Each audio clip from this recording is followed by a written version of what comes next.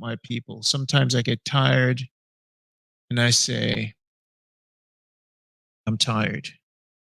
But recently I saw something that caught my eye. And the Spirit said to me, go call the people, go sound the alarm, because our people sometimes are not focused on executing a plan.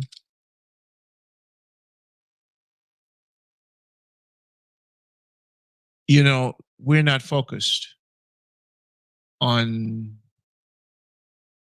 getting things done. And I want you guys to be clear here. Some of the difference between a Jamaican and Nubian American, we come from a place where we don't have a lot of resources. So many times we are planners because we have to plan every single thing. That's why Marcus Garvey was a planner.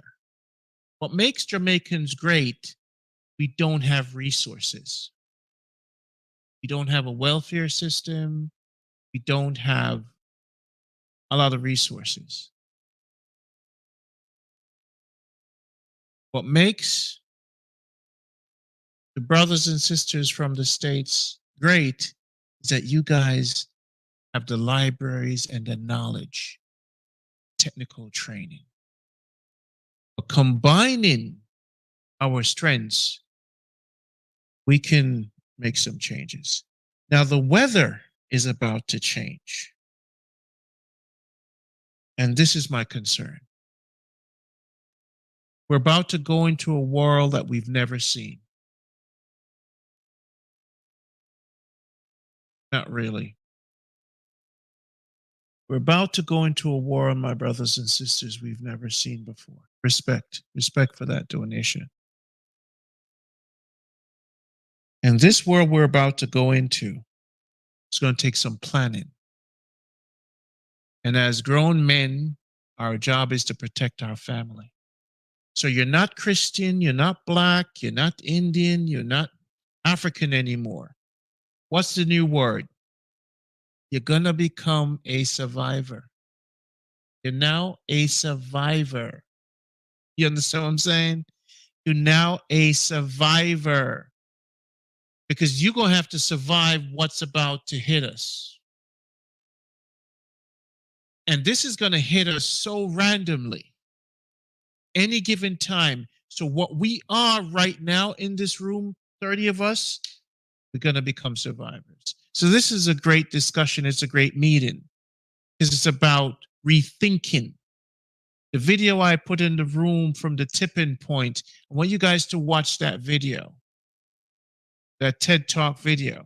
It's very important because that video is showing us some stuff. Now I could see if I could share on my screen. I'm going to share one of the pictures. All right. So a lot of channels and a lot of brothers in different channels, they're still talking about foolishness. And I'm not in the foolishness game. I'm not in the wasting time game. There's something major is about to happen on the planet Earth. And we can't point no fingers because it's too late. That's what I'm saying. It's too late to point fingers. We can't turn this stuff around right now. The powers that be have done what they've done, and we were a part of it. We were driving cars. The weather's about to change. Tipping point. So this video right here is about to, things are about to change drastically.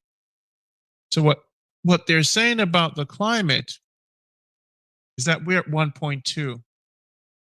And we're about to, let me share the screen.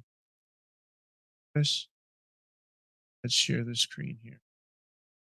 We're about to do, something's about to happen on the, let's share screen.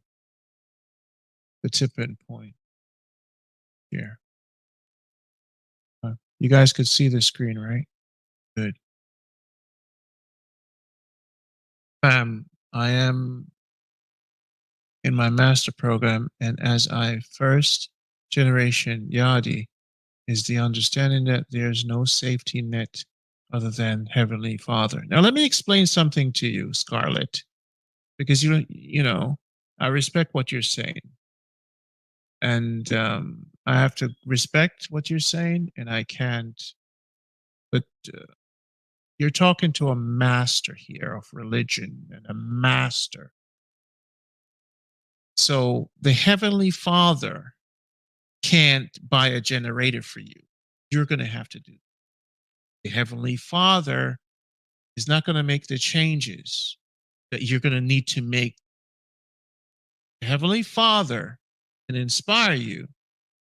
It gives you choices, and you're going to have to make some adjustment in your life. Okay? So, our spiritual people, our people of faith, we're all spiritual. I'm saying to each and every one of you, respect to the great blackness, it's going to be a rocky ride. Faith is going to play a very small role in what's about to happen on planet Earth. It's going to take more actions and more changes in your life and planning. This one that's coming 27 to 2030 and beyond, even to your children, priors are going to help you to a point. So now you remember what happened in Katrina. You see what just happened in July. The potential category 5 that almost hit Jamaica. I was in that storm.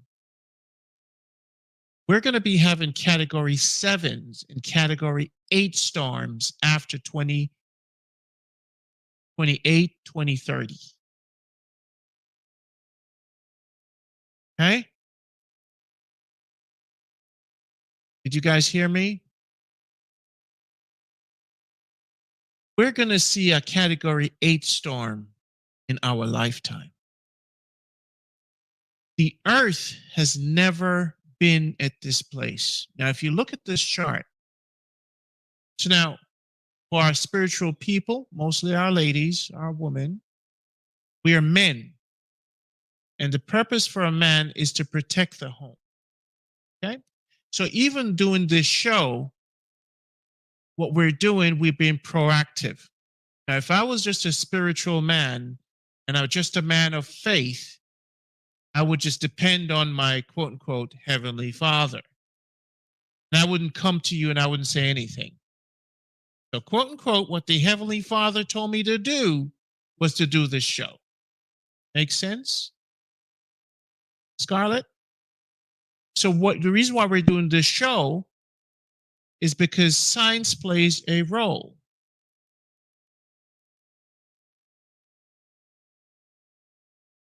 Agree with you, understanding and state, but the baseline is established. Okay.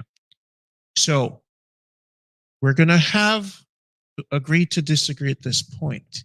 It comes a point in time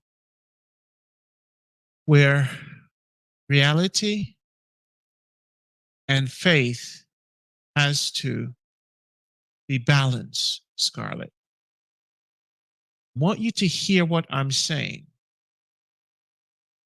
and be a human being for a second. Because if you're not hearing what I'm about to tell you, you're going to go into some dreamland about faith. What we're going to deal with from 27 to 2030 and beyond on this planet is going to be more real that we ever witnessed for the past two. Remember, 400. This chart is looking at 20,000 years. Do you see this chart? Human civilization. Look at the lower half of this chart. For 400,000 years, we've never really passed hardly 1.2 degrees Celsius, 2.5 degrees Celsius. Never passed that. What's happening? These guys are nervous It's the tipping point of climate change. So I'm very happy, and it's an honor for me to present this, to be proactive to my people.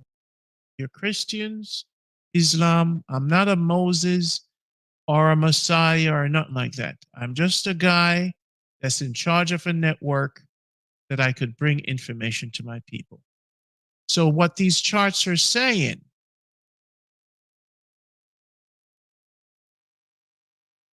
right? What is about to happen is part of the recurring cycle of the ages, cycle inside cycles. Okay, right. Things kept hidden internationally, forbidden. Okay, so now listen to me, Perry. When you look at this chart here, this is why I'm not here for conspiracy. I'm here for reality. The floods we've been having all over the world. I'm not here to talk about what happened in the past with the planet. I'm talking about what's about to happen in the future. We have never experienced this, and especially as Nubian people, we're not prepared. We do not grow our own food. We do not have our own water system, and we do not have our own system. We're dependent on a system. This is why when Texas got locked down, Texas got locked down. Florida got locked down. So we're not going to go back into the past, right? We're going to focus on what's going to happen in the future and prepare for it, regardless of the past. I didn't experience the year of the dinosaurs. I was not there. What we have here that's challenging is the dependency on the system. That is where the problem is. That when the climate changes in America, we keep depending on the system, put things back in order. So the cost of food, fuel, and infrastructure and flooding is going to increase dramatically. What they're saying here in 2023, and this is why I'm giving you the video so you could go watch the video for yourself. Okay? So for those who want to just put it under the rug, it's all up to you. But we've never seen this before in my lifetime. The system is already destroyed. There's no turning back. So now, moving forward and planning, I, for one, I'm a planner. And when you plan, you don't plan, you plan to fail. So based on what this guy is saying, very reputable guy, is that here we are, the Earth, and here's where we're heading here. We can't change this fast enough. So now in 2024, 2023, this is what happened. These are the previous years, 1970s. You see what's happening here? This is what's happened in 2023. In 2024, let's see. This is what's happening. You see this line here? This is the heat in the ocean. So now the AMOC, it's something called, I just learned about this. So all my Nubian brothers and sisters, AMOC, AMOC. This is the AMOC. Now, do you guys know what the AMOC system is? Right? Atlantic Ocean Circulation, the AMOC. So now, the AMOC system, remember, I'm no expert. It's being disturbed, and it's changing what is AMOC. So you go to YouTube on your, what is the Atlantic? Let's see here. You go on YouTube. All right, this is a link to it. So, my brothers and sisters, please, good brother, how can I get the video? You need my email. The video, I sent it in the room.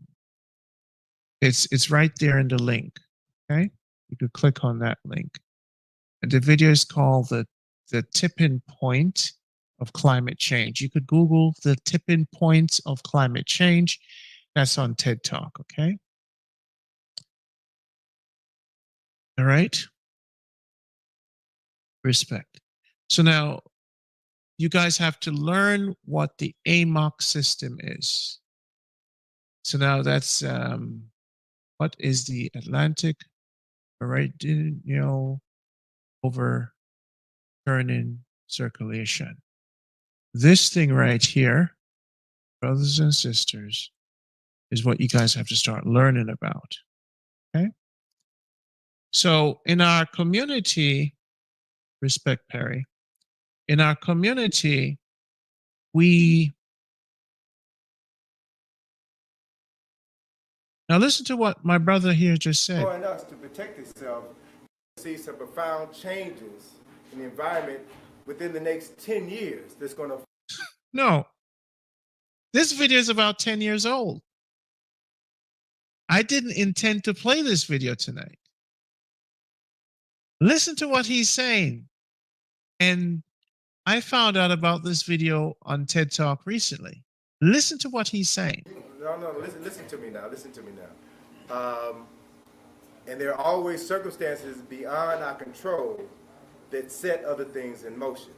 Now, if we're honest with ourselves, regardless as to what the teabaggers and the other right-wingers say, global warming is real.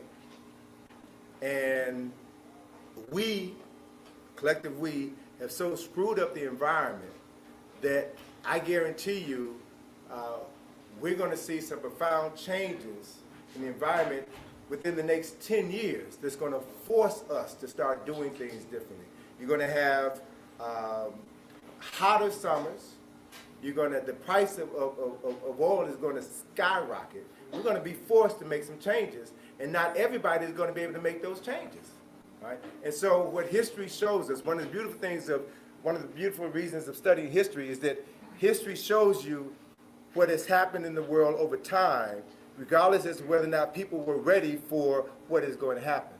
And so given where we are, we can expect within the next 10 years, we can expect to see wholesale deaths of people in this country.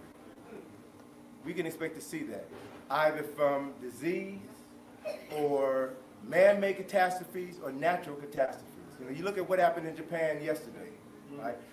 A lot of that can be attributed to the change in weather patterns that were brought about by us not respecting this planet.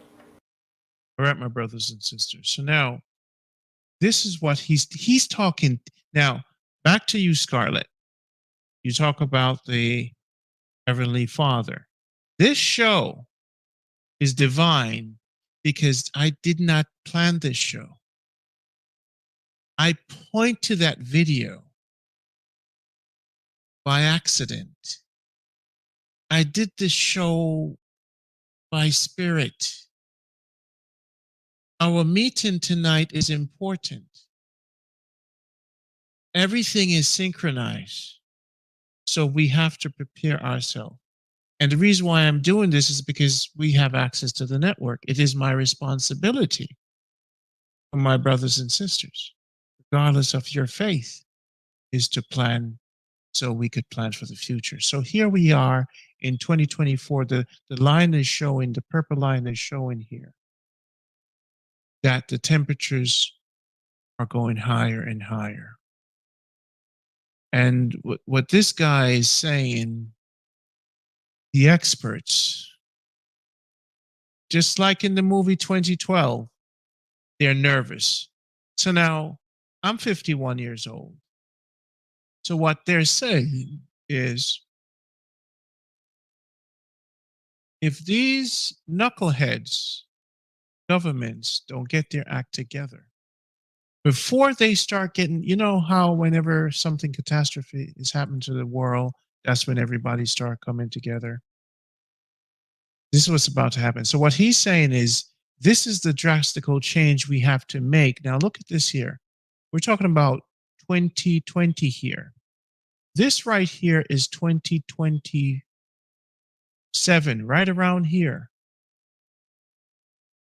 2030, right around here. He's saying that we need to make some drastic changes for us to level off for the future. So my daughter is 17 years old. Think about our children for a second. Right here is about 2030. My daughter is 17.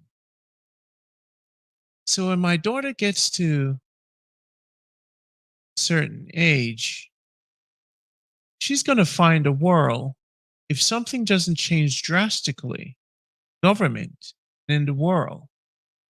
So now this line is a wishful thinking line that he's talking about, for things to level off. In reality, the temperature that's climbing,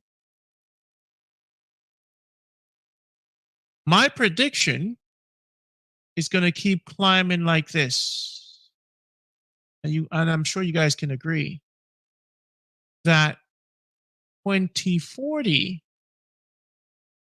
our children will have a rough time in the world. Going to hand over to them major catastrophes. So then the purpose for having this discussion is to ask ourselves, is to start thinking about resource, investments, land, even Africa, and start paying attention to the climate. Because the rich people, they're doing this. They're having this discussion with their families. And so should you. Start having these discussions. Because the world is about to change, because it's never seen this in the life of humanity. I never wanted to have this conversation, but I'm seeing things happening right in front of me. This line right here, this is from 1850. This is 1850. Let's go back a little bit. So what we're seeing is a rapid development that they didn't expect. This chart right here, they didn't expect this. Now here we have 1940. So right around here, Industrial Revolution. In the 1800s, this is what the degree was. Now we're talking about 1.5. When it passes 1.5, it's this is where they're nervous. It's never really past 1.5, the temperature of the ocean. Now look in the 1980s. Look what's happening here. Around the 1980s, computers, car manufacturing, working with China, commerce, the boom, the internet boom. Computer starts to Microsoft. Around here, the industrial boom right here. You just start trading with China. See what happened? Everybody's driving cars. So why did it not happen right here? If this is a hoax, what happened in 1980 around there? Technology shift, commerce, trade, one world order, manufacturing in China, goods, population growth. You guys following me? I'm not an expert. Is this making sense? Let's check the comment. Climate change informs us that some part of the earth will be devastated, correct? Great blackness. Nothing is by accident. The premise of his statement is beyond our control. We still are spiritual, but we are action-based men. Understood. Thank you. So this is why they're worried. They didn't know it would happen so quickly. They didn't know this. This is the action of men. Okay? So when you watch that video, It has nothing to do with spiritualism, but it's more 90% reality. It's 90% more reality than spirituality, at cosmic forces. It's becoming real. Now, mind you, as the word Nubians, even in Ma'at, we had our laws not to touch running water.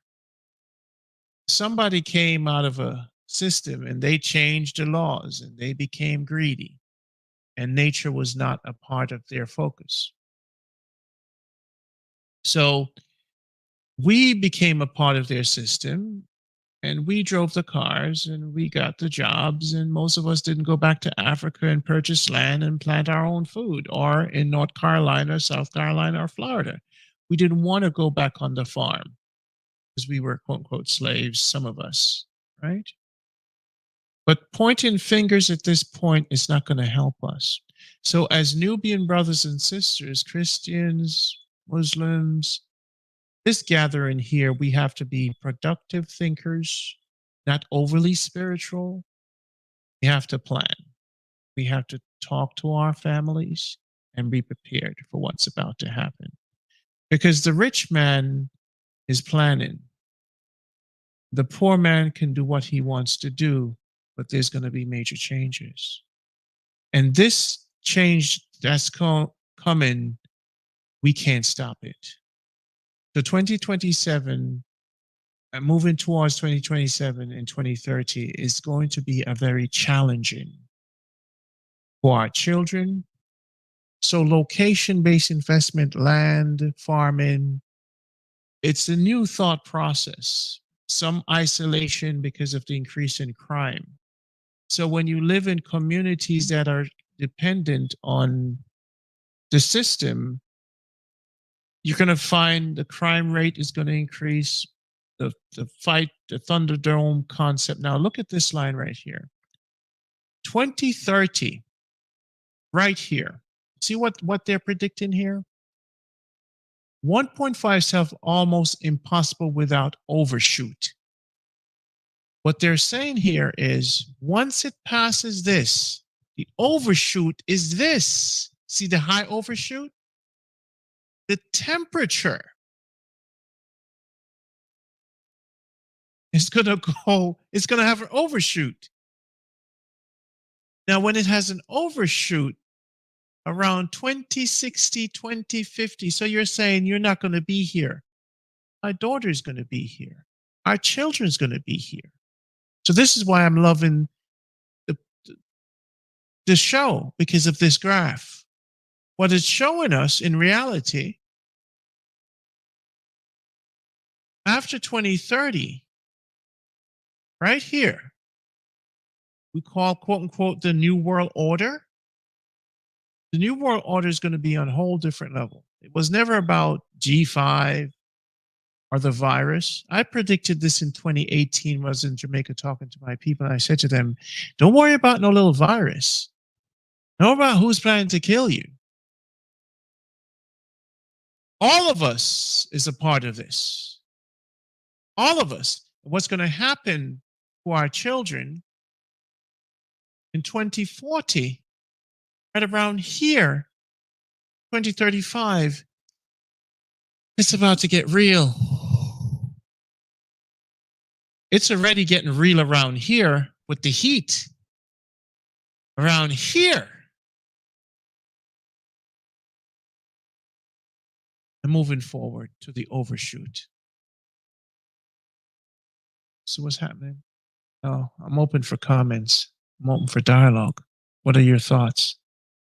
It's too late. The damage is done. Man, get to know your soul and get out of this simulation. Now, remember we said, this is reality. The butterfly don't think of this earth as a simulation, nor does the dog or the chickens or the cow. It's because we have a brain, we keep overshooting our ideologies. This is reality, and we must always stay in reality. This is not about afraid to die. Again, we're not talking about semantics here. We're talking about the future of your children. We're talking about survival. Would you rather the rich man survive and my poor Nubian people not prepared? So we should do nothing and lay down and die. So when you make comments, you have to think wisely as a leader. What we have to start doing as brothers and sisters, right? Now, here we go. It's not our home. So the earth is not our home. All right. For now, it's our home. All right. And if you made a spaceship, tell us where the spaceship is so we could all leave. Okay. So we're going to have to ban you for life. You're in these kind of conversation, my brother. Have to get your head right. You're banned for life. BrotherRonn, don't waste time. Okay? This is not the time for spiritual and tell us where the next planet is. We always have to be real. Okay? You guys kind of get the gist of how I work? I don't have time to waste. This is my time, my life. And I'm doing this because of love. Okay? You guys have no spaceship and you have no other planet. Stay where we are and keep your mind right. Okay? So let's look at this chat room. Okay. Start to move away from the coast. Too late for some who don't prepare. I will fill. Elder, I cannot separate the two. The two are not mutually exclusive. We can pay attention to the time and the times, rumors of wars, and understand where we are under the power of beyond control. Okay? The more our consciousness changes, the more we are bring about evolutionary changes on this planet. As above, so below, this is the change we are waiting for. Okay? All right. Okay. Even though the rich can maneuver, they will not be able to live on this planet. Okay. Okay. All right. As you think. All right. As you think. So now, that's wishful thinking that everybody's saying. Let's take Chicago and New York City, for example. Let's become real for a second, right? So if you are cosmic and if you're powerful, you're going to take this information and you're going to protect your family. Or you're just going to lay down and just be a part of the system as is. There are some of us who take actions. Now, I'm in Jamaica and I planted a lot of trees and I made the move from 2018. And I teamed up with my friends and we planted a lot of coconut trees. Planting trees are very important for the future. Having your own food and prepping and doing what you can. But know this. Just remember Katrina. Remember Sandy. In New York, I was a part of Sandy. And the gas lines were long. Look at what's happening to Kenya, Argentina, Switzerland, China. It's happening. So with your brain and your consciousness, it's time to be more real for the sake of your children. That's what adults do. We think like adults and we're strategic in our motives and our moves. We're not fearful. We're not afraid. We pay attention. The key takeaway is to pay attention, not just spiritually, because reality teaches us because of our kindness and our spirituality in Africa, we were conquered. We weren't paying attention. We didn't build nuclear weapons in Africa. We still cannot protect ourselves. There's a theory that states, if you can't protect it, you don't own it. And this is what our colonial masters know very well. Now, as brothers and sisters in Nubian, and as spiritual creatures, sometimes we're more turtle-like and less shark-like. So a few of us will prepare like other people are preparing, just to simply pay attention with respect to what's happening in the global hemisphere. So this is not for everyone. So I'll look in the room for chat. Okay, so we say here, let's see here. Even though the rich, okay, it's going Africa relevant. I'm not sure. I can't say that. But keep doing your research. The cities need to reserve parks for food. What's a good question? Now, diversifying is best, but I can't advise. I think Scarlett says, I think I understand. I respect that you guys respect my time, right? If I ever do a show again, I just don't have the time for misdirected energy. I've done enough for my people. I built this network with my other team. But on TransAtlantic here, we don't tolerate. We want sensible discussions. We want empathy for those who are not going to be able to take care of themselves. We want solutions, and we want a lot of pragmatism. I've been learning to grow my own for the last 3 years. I've been working on solar industry since 2006 and now have solar with backup battery system. Look to add wind turbine. See there? Now this is a brother that brings value to our community. These are the kind of discussions in the room at this time that's important. So that progressive nature. Now, remember,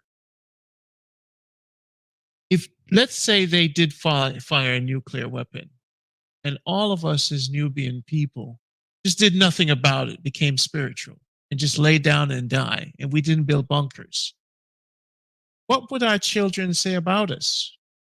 We're turtles. We're so spiritual. We don't even have bunkers. And the evil ones fire the nuclear weapons. And we had no control. And we're so divine, and the Father will protect us. We didn't build any bunkers. We didn't plan, nor did we plant, or did we learn. And this is the nature of life. Dependent on the city to provide housing and shelter, we became complacent Nubians. They've captured our minds, our action.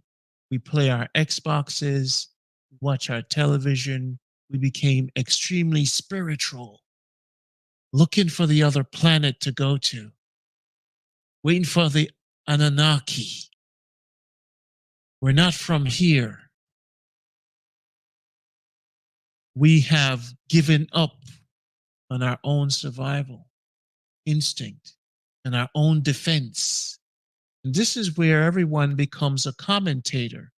So we have 1,000 different opinions and 1,000 different YouTube channels with no solution or direction. So for me to take the time and bring this to you guys, it means that one, I care. Two, for those who receive this message, I hope you pay attention to what's happening in the world, the global state. Okay? I'm looking into water machine that Brother Moses West has made. Thank you, Perry. Right? You got to save yourself. So start. Right? So here are my plans. I already planted about 12 coconut trees, avocado trees, and getting more water catchment long term. And I'm trying to spread the word to my family to pay attention. And just trying to get the word out just to pay attention, right? We've never seen this before. It's not pointing fingers. It's real, and we could see that from the storms. You see, the economical challenges, my friends, it's not just going to be, oh, there's a hurricane. The price of food, the price of food is a challenge.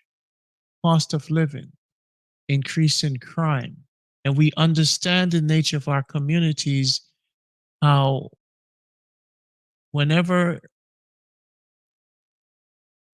our communities get hit like Katrina, we understand we don't get the support, right? And not everyone can make plans and purchase land or whatever. Whatever you do, all you can do is pay attention, right? And this is what we have to pay attention to right now. This is what's important, right? Because things are about to change. And I wish for the best. The movie The Day After Tomorrow is about what happens when the AMOC collapses, the Gulf Stream, the system of air and water currents that takes all the heat from the equator and dumps it at the bottom of the Arctic Ocean. It collapses every so often in geological history over huge periods of time. Climate change makes it happen way faster, and the forecasts were that it's decades away. The latest forecast says it's maybe 2 years away now. So like that's bad, and it's much sooner than people were expecting. So what's going to happen is essentially overnight, the entire global food supply system will collapse. The vast majority of our arable land is no longer possible to grow food there. At least not the foods that we are currently growing. Things like wheat and corn, we will lose almost all the land that they can currently grow on. The other thing that happens is the equatorial regions, everything within about 20 degrees of the equator, becomes totally uninhabitable, and hundreds of millions of people flee north and south to escape. The opposite thing happens at the poles. So the poles get much colder, and the Arctic Circle kind of gets closer to the equator. So there's this band, between 20 degrees and 70 degrees, where it's still possible to live. And the temperatures there change a lot. And in the movie, Mexico is the place to be. But the models and forecasts that I've seen say it's actually more like the US, right? So you can imagine between 20 and 70, halfway in between is sort of the middle of the US and Europe. So unfortunately, the places most responsible for the fact that this is happening will be the least hard hit by it. But that means this is where people will come, hundreds of millions of refugees.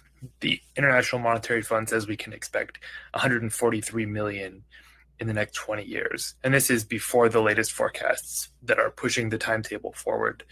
So in terms of how accurate the movie is, we don't really know, right? Like this is all like, we're going off of like ice cores and like the fossil record to figure out what's going to happen, because it's been that long since this happened. But it's not going to be good, right? And we are lucky to be, those of us who are in Europe or the US are lucky to be in the place that is going to be the least hard hit. But we're going to have to figure out how to grow our own food, because the global food industry is not going to adapt. It's just going to collapse, right? And it's going to happen like almost overnight. So it's scary, and it's coming. And the forecasts are saying it might be 2 years away now. So I think we really need to pay attention to what foods will still grow, what will be able to grow, and we need to start doing it now. We need to start building permaculture farms that can survive and thrive through what's coming, because a lot of stuff's going to change and it's going to suck. And we have some time to get ready, but it's coming. And I think we have to stop pretending we're going to fix this. It's been too late to fix this for 30 years. We need to start getting ready. my friends and family, now do you understand why I did this show? Love your brother Ron so he could come back again. Wow. Yeah. And it's funny how, as a people, we weren't paying attention to this. And one of our brothers, Darrell, brought this to my attention. And I had to do the show. I just had to do the show because he brought this to my attention. So I hope And so this was the earth is going helpful. to protect itself. And if it means destroying us to protect itself, that's going to happen. I want you to also note the spate of movies that have come out over the last couple of years. I Am Legend, The Road, The Book of Eli. These movies with these things, they have one common thing. Some disaster, which they never describe, but some disaster wiped out a substantial portion of the population. And you see people trying to make it. Now, these movies don't just happen by happenstance. Part of the reasons why you see certain themes in movies is people preparing you for what is coming down the pipe. And my advice is that people need to begin to start preparing themselves for disaster. And nobody wants to think about that, but the reality is, given where things are, something is going to happen. And if you believe in karma, if you believe in ma'at, if you believe in reciprocity, then whatever it is that's going to happen is going to happen and continue happening for a long time. History is always written by the survivors of catastrophes. Always written by the survivors of catastrophes.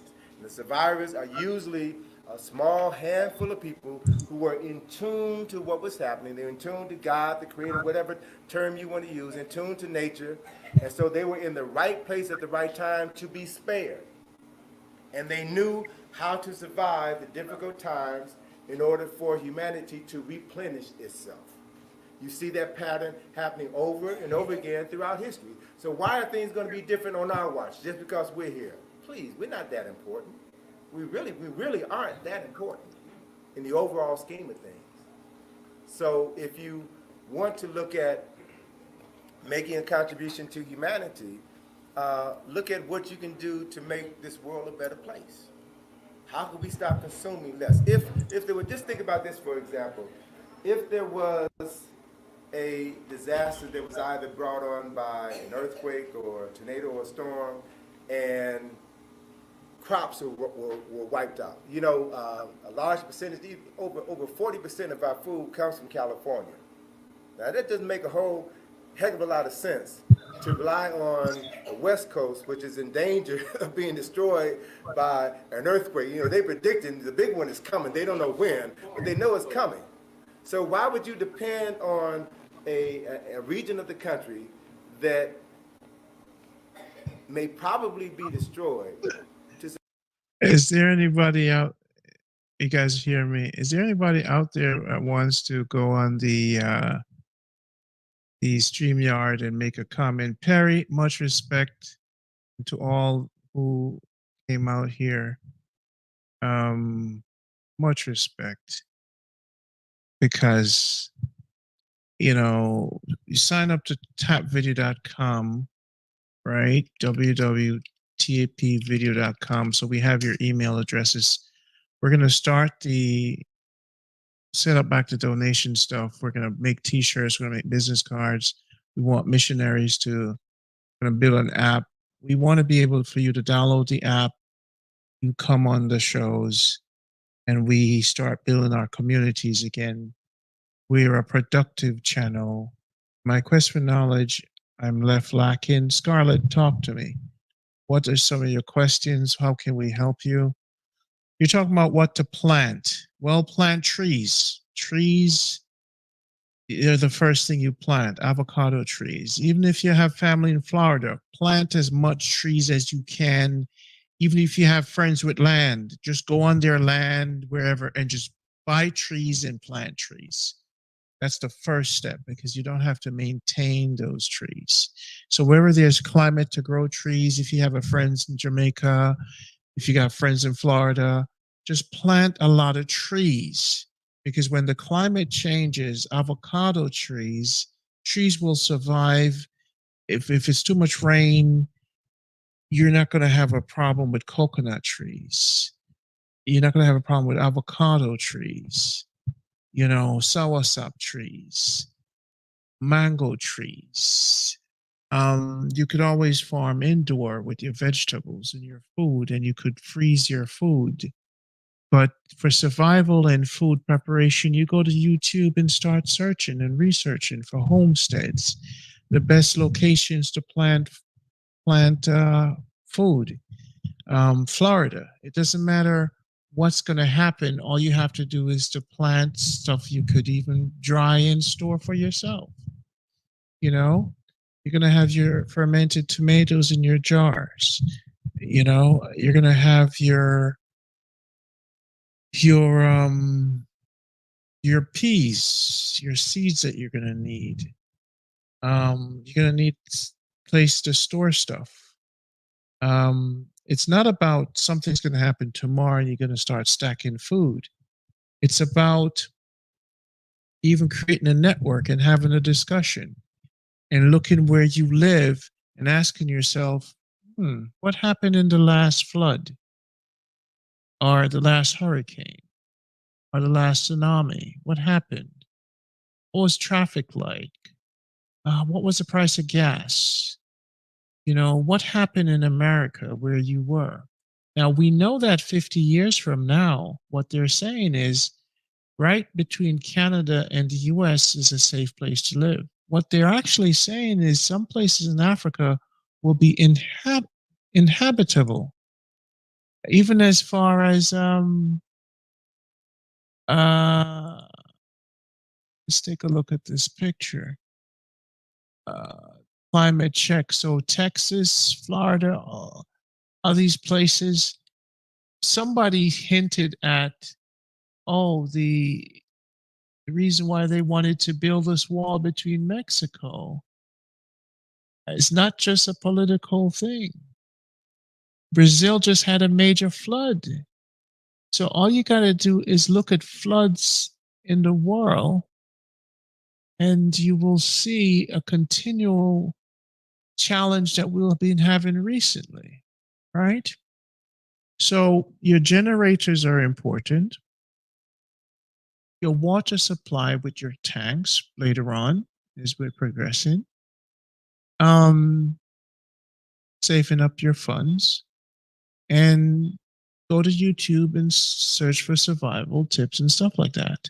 If you have a basement, can you turn that into a small grow room using? Yes, you could do that. There's a lot of people out there that could tell you on YouTube how to plant things. So hope to see you in Jamaica. One love, respect, right? So the future is going to be weather challenge. It's not going to happen right now, but it's a 2-year window to start planting or learning, right? It's a 2-year window. So this meeting we're having is a spiritual one. We're Nubian, we're cosmetic, we're connected. We do this for the love of each other. That's why we do this, for the love of our people. We intentionally did not bring this chaos to the earth. We're connected to Mother. But it's out of our hands. Now, if I were Obama, if I were a leader, so right now I'm not a leader, but we are a community. I don't believe what they say about where we safe. America has too much to answer for to get it. Again, it's not a karmatical energy.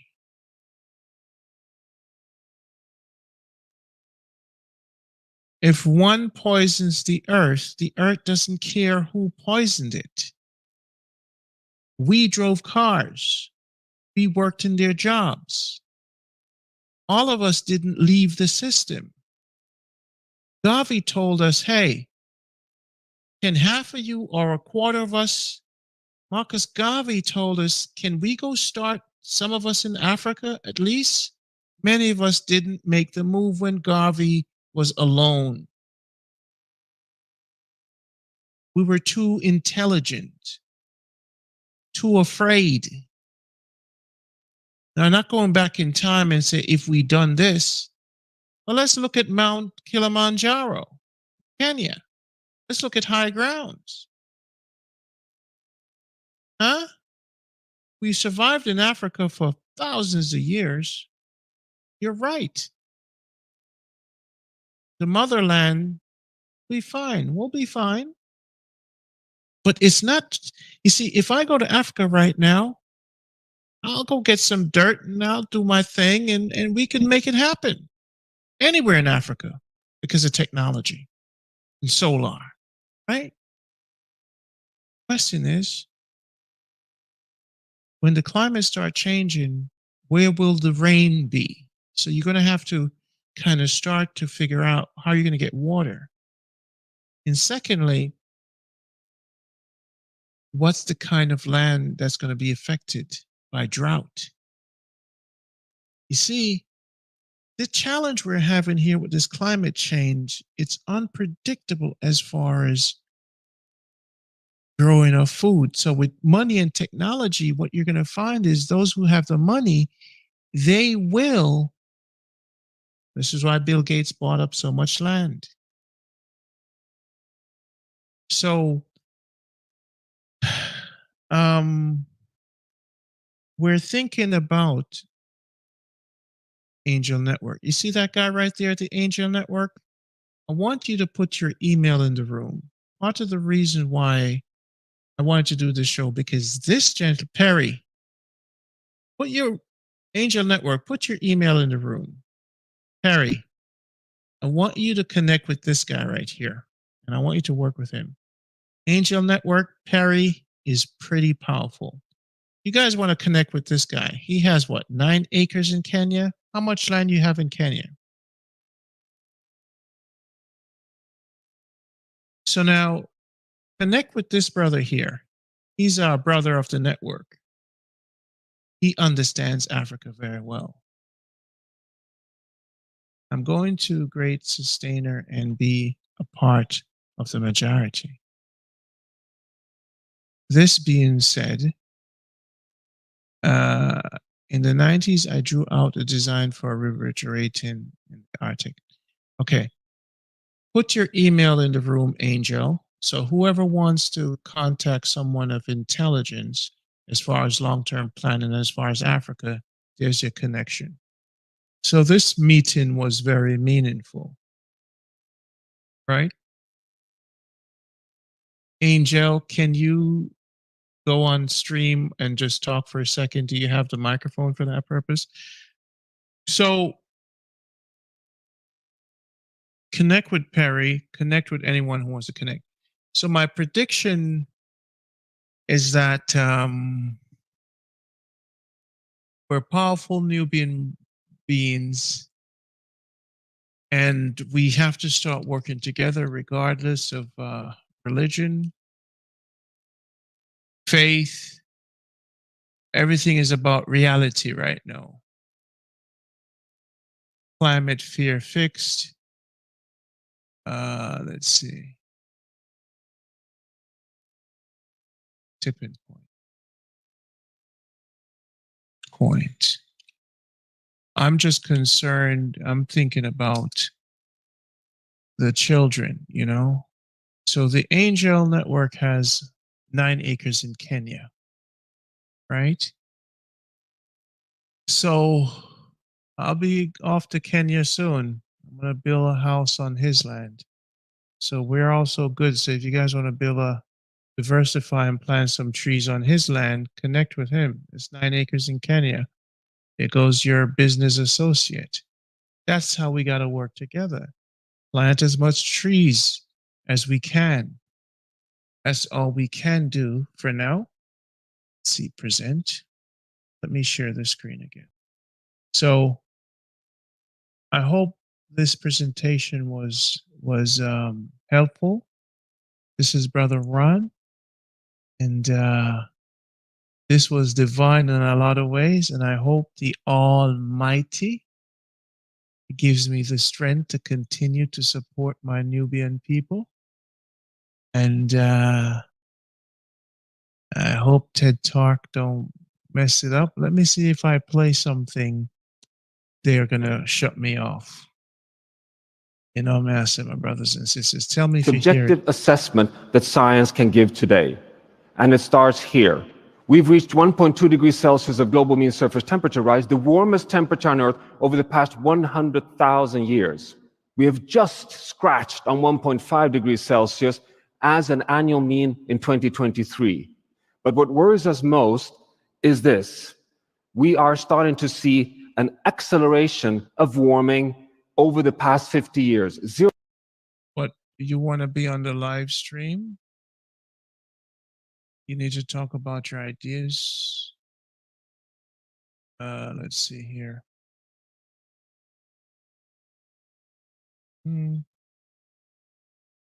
Invite. If anyone to come up and say anything, we're a community. Let's be men and not cowards. Let's be participant in the community, this little virtual community. Right. 0.18 degrees Celsius per decade from 1970 to 2010. But then from 2014 onwards, it abruptly jumps up to 0.26 per decade. And if we follow this path, we will crash through 2 degrees Celsius within 20 years and hit 3 degrees Celsius by the year 2100, a disastrous outcome. Wait a minute. Shit. 2 degrees in 20 years. Shit. Caused by us humans. So I'm making comment on this video so they don't. And if they give us a strike, hope they don't. But it's not only carbon dioxide. Any parameter that matters for human well-being and our economies look the same. Here you have it, linear change up until the 1950s. We go into the great acceleration, and this is what we're seeing across overconsumption of fresh water, the 6 max extinction of species, over-eutrophying our freshwater systems with nitrogen and phosphorus, all of it undermining the stability of the planet. As if this was not enough, we are seeing that this is now causing impacts across the entire economy. We're seeing bigger and bigger invoices being sent by the Earth system onto societies across the entire world in droughts. Okay, so we're going to have a brother here, Afro-descendant, and he's going to speak on some options. You could turn your camera off if you want, my brother. We want to keep you underground for now. You know what I'm saying, my brother? Afro-descendant, turn off your camera. We don't want them to see that badass face of yours, you know, because them boys are watching. Yes, there you go. My brother, talk to us. How you doing? Yo, peace and blessings to the family. You can hear me? Yeah, they can hear you. Let me know in the room if you guys could hear my brother in Kenya. He's in Kenya right now, Mombasa. Let me know, room, if you could hear him.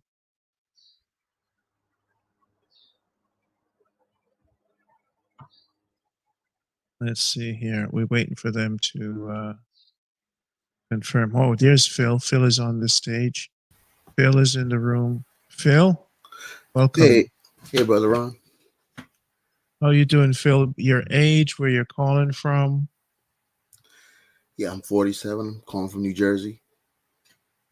Respect. How you like the show so far? Oh, man, I love it. Why do you love it? You know, this is something that's actually just been on my mind, just about going to Africa. And I'm going on a trip to Africa next year, but just this whole topic about climate change and actually moving to Africa has been on my mind. But since we're talking about climate change, I happened to come across the stream. Now it's kind of got me in it's a little sense of urgency now. You have children? No. Okay. So the good news, you see, this is what I'm talking about. Perry, next time you mic up, this little crew right here is major. I don't know if you guys understand. I didn't intend to do this show. I didn't know I was going to play that video, but the spirituality on this whole level is important. And my brother in Kenya with 9 acres, he's going to explain quickly his experience. Now you have a brother, Phil. This is what I'm talking about, working together. So my brother, Afro descendant, introduce yourself briefly, tell them about yourself, and then Perry, I'll put you on. Phil, I'll put you on. Hey, peace and blessings to the family. Been out here in Kenya for 3 years now, by way of Brooklyn, New York, by way of Baltimore, by way of Washington, D.C., by way of Jamaica. Um, I've been to quite a few countries in Africa: Ethiopia, Kenya, Uganda, Tanzania, Malawi, Zambia. Um, I did a little bit of farming out here on 17 acres at one point, which was a leased farm in Maasai land. Did some intercropping with some tomatoes, bell peppers, greens, what they call sukuma wiki, which is collard greens, spinach, just all types of different things. We had a lot of success. None of these things were for export, they were locally consumed products. And the beauty of Africa is there, or at least Kenya, is that there is a lot of need for food production. As you see in a lot of these countries where many of them do a lot of importing, but there's a lot of need for low cost, high quality foods in these areas. And we were quite successful for some time until I ran into some issues in terms of sickness. But I will be returning back to farming. We did that for about a year and a half. So we were very successful. That was the lease land. I also had I purchased 9 acres of land, which is very raw land in between two of the national parks on the Tanzania border. There's no road, there's no infrastructure, so that land is ripe for development. Where they're doing some infrastructure, but it's not enough, and the pace is not enough. So you have to do like water well, building a fence, small road to that area. But the land is so raw. There's actually you can actually see some giraffes and elephants on there from time to time during the season. That's why fencing would be needed because you can't do farming in areas where you have that type of wildlife present. But overall, positive experience. For anyone with a little bit of ambition, Africa is ripe. There's talent here. So if you have a entrepreneurial spirit and you want to hire people, there's no shortage of young, talented people who are looking for opportunities in Africa. I mean, the brilliant people that I had working for me on the farm who were college, university graduates just needed an opportunity to prove themselves. There's no shortage of that. So, in the area of farming, I wanted to go into the area of technical agriculture, which I can do the next time around. I also had chickens, etc. So, Africa's overall positive experience. I prefer the rural area to the towns. But if you must have your Western amenities, in a place like any of these capitals, like Nairobi, like Dar es Salaam, like Kampala, all of the Western amenities are there if you must have those things. For myself, I'm in a little bit of the natural liberty, so I prefer kind of the rural area, and I've adjusted pretty well for that. All right, great. Can you guys hear me? Yes, sir. Yes. All right, Phil. So go ahead and share with us who you are and talk to us about ideas and anything you'd like to say. Nah, that sounded really what I'm really into. If I were to come to Africa, actually, and I would want to more or less, help, help myself, and also, work with the people as well, while trying to sustain a natural type of living too. I don't really need the Western amenities as much, at all either. I just think my own barrier to just keeping me here right now is just trying to maybe just develop an income here. So when I am in Africa, I still have an income coming in so that I can, branch off, buy land, get it developed. And while I'm going through those stages, I just have, income coming in. I'm here. I'm a licensed insurance agent. I own a property here now, but it's near the coast. And I think being near the coast is not a safe place to be. um, when everything happens. And I would like to connect with you, brother, if I can. I'm looking to take a trip to Ghana. I know that's kind of where everybody goes, pretty much most of the tourists, but I am planning on taking a trip there. But I would really be interested in seeing Kenya um, as well. And thank you, BrotherRonn, for the stream. I'm learning a lot All right. and just trying to be a student. And I know a lot of people, they go to West Africa. The reason why I personally chose East Africa, I've been to Kenya. I first came to Kenya in 2013. Excuse me. And I saw that East Africa, the cost of living is relatively low. So right now I stay in a place, it's kind of like a studio type deal. It's just myself, no children, no wife. It's like a studio type of setup. It's only about $50 a month. Food, power, things like that. The cost of living is super low. My understanding is that West Africa, and I know in the Caribbean, things are very high. Like a loaf of bread here is like 60 cents.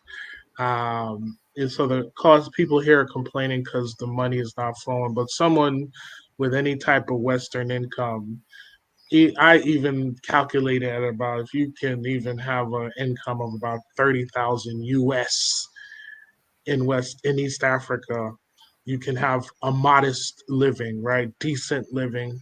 Now, if you want to have above average, as far as continuity with how you were living in the United States, depending, or anywhere in the West, 1,500 a month will suffice. We'll try to talk to a lot of my people there who have some type of pension, some type of, like, look, don't struggle in the United States. You can live very well in East Africa. There are a lot of people from Europe and the United States that live in Tanzania, which is, even the cost of living is lower than Kenya. And you can live in a beachfront property where you're just right by the beach. You have all the natural foods, everything like that, on a modest income. Very low cost of living. That's fantastic. I think besides all that, I think what intrigues me even more is because I've seen a lot of videos. I've seen that people make a lot of videos, and a lot of them say they feel really comfortable being able to walk amongst the people, and that they say they feel safe. Um, Oh what yeah, would you say about that? absolutely. Yeah. I know for myself, um, I relish, being around Black people, even in America. That's how I felt. But being in a place where, you know you don't have a lot of the pretensions of Western life, um, it takes a while to kind of adapt all the way in, because a lot of your Americanness, because especially if you're older like me, I'm almost 50. where you lived all your life in America, that's all you know. It takes a while for your plane to land smoothly. You still have a lot of your presets as far as your disposition from having lived there for so long. But once your plane lands smoothly, you really feel a sense of home and belonging and community. And as for myself, I live amongst the people where I'm the only foreigner.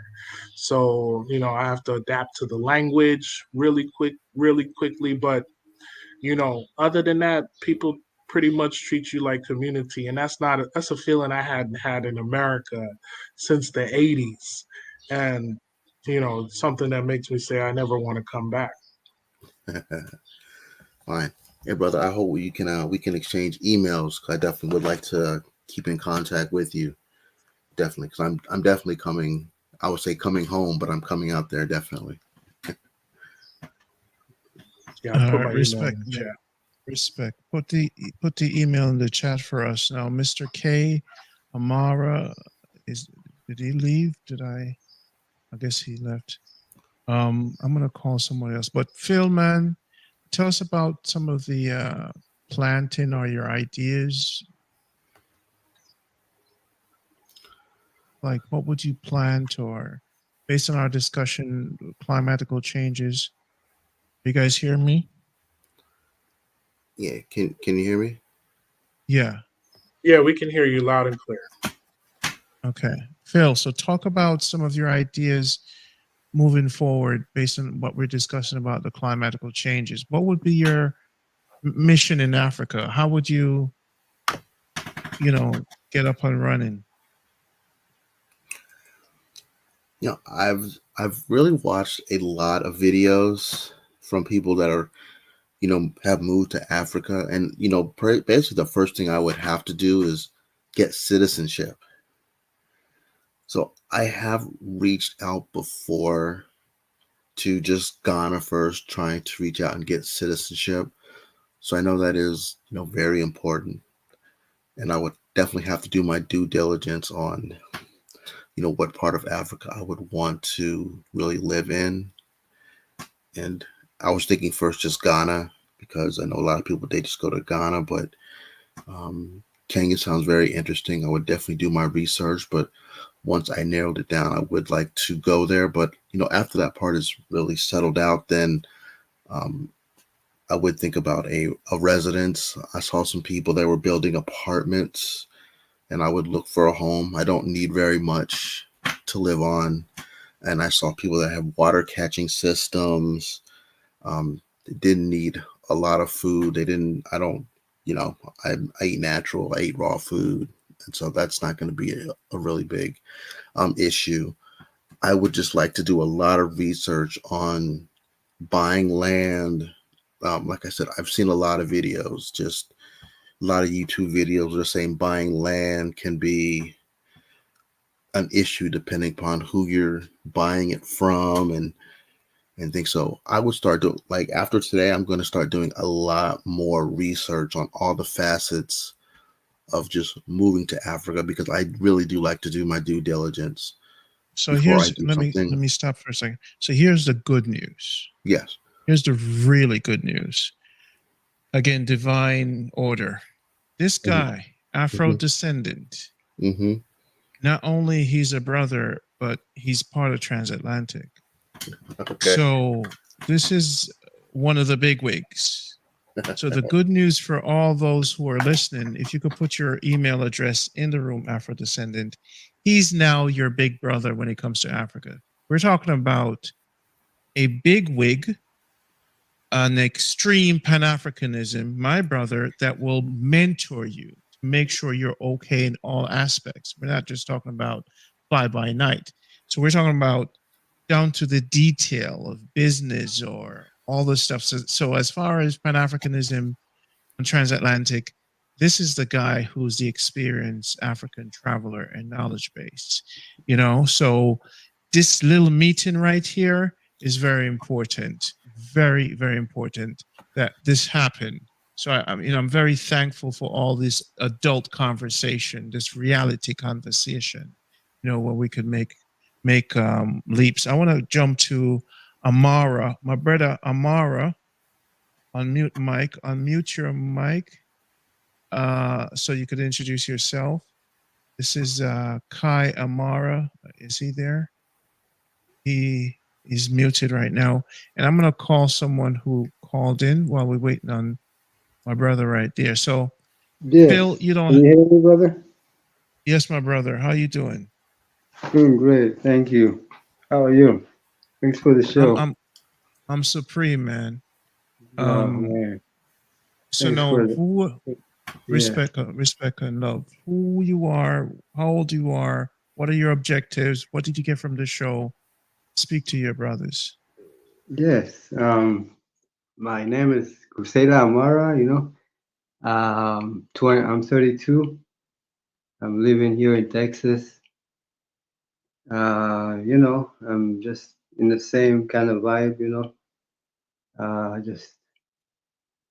Just a few years ago, I was studying in the university, and this idea of the global warming kind of made me change my decisions about life. I started traveling, and I end up, going to Jamaica and met my fiance there. Now we have my child. I'm originally come from Algeria, North Africa, and through coming here to the West, things didn't turn out, as one wished, and just looking for more sustainable living, for a better life for me and my family. And we're kind of in the same trend, and looking up to for sustainable living. And yeah, just hearing you share what you're doing, preparing for this, uh, this event or it just this is what I was hoping, what my plan. And yes, brother. And yeah, and just looking to Africa. I've been kind of wanting to move to somewhere in Africa, and uh, yeah, Respect. Thanks for being uh, here.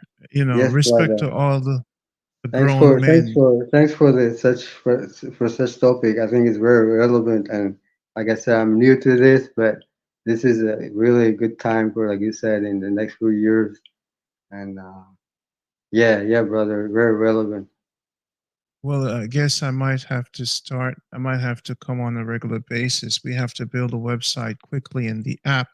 I want everybody to sign up to tapvideo.com. I have large shoes to fill, and there's the Cash App. And I'm going to always I'm going to be very direct with you guys. Who I am as a person, I'm a Gavi extremist. I dedicated 30 years of my life to the upliftment of my people. I've lost a lot, friends, family, because of my dedication to transatlantic. I don't do extreme spirituality because it doesn't create change. We're more practical based on the teachings of our elders. Dr. Clark, I'm a student, and Pan Africanism or perish. You will never hear me go back and forth with anyone about extreme spirituality. It's all about the Pan African Gaviite, seeing how we could progress as brothers and protect our families, you know, and see how we could work together separately. So this bond of brothers right now, it's very special that we're meeting like this, and by divine, it seems like this is the way I had to introduce myself to you guys, but I must, my brother, Afro descendant, we're serious men, but part of us uniting, not just for pulling resources, but also for participating in transatlantic, I expect your commitment to move in this mission of this content, Phil, and you being part of the team are getting resources. given back to TransAtlantic, one, two, helping us with our movement and our primary objective. In most cases, when I run programs, it's very effective as far as resources because we have connections and knowledge. But it's the community cannot function without support, and it cannot function without your strength.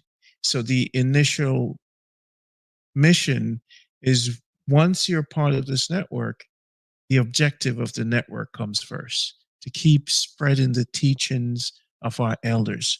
That's first. And then your survival is second. Does that make sense? Absolutely. Yes. And the reason why I make that statement is because as I'm getting older, you grown men and your children and your family collectively, we could move together, work together separately. So that's very important to me that we find ways to work together separately and put everything aside. As you can see, we're moving in a very unpredictable world. And I hope this is Perry's number. I'm not sure, but I'm about to call someone and see who this is that made the call. Hello? Is this Perry? Yes, it is. Yes, my brother. I want to introduce you guys to a very smart brother. He's in the chat. Perry, introduce yourself. Tell us all about who you are. Welcome to the show. Salutations, good brothers. How y'all doing this evening? I'm Terry Palmer. I'm currently Fresno, California. 61 years old. I've been in and out of college as a student, but never as a graduate.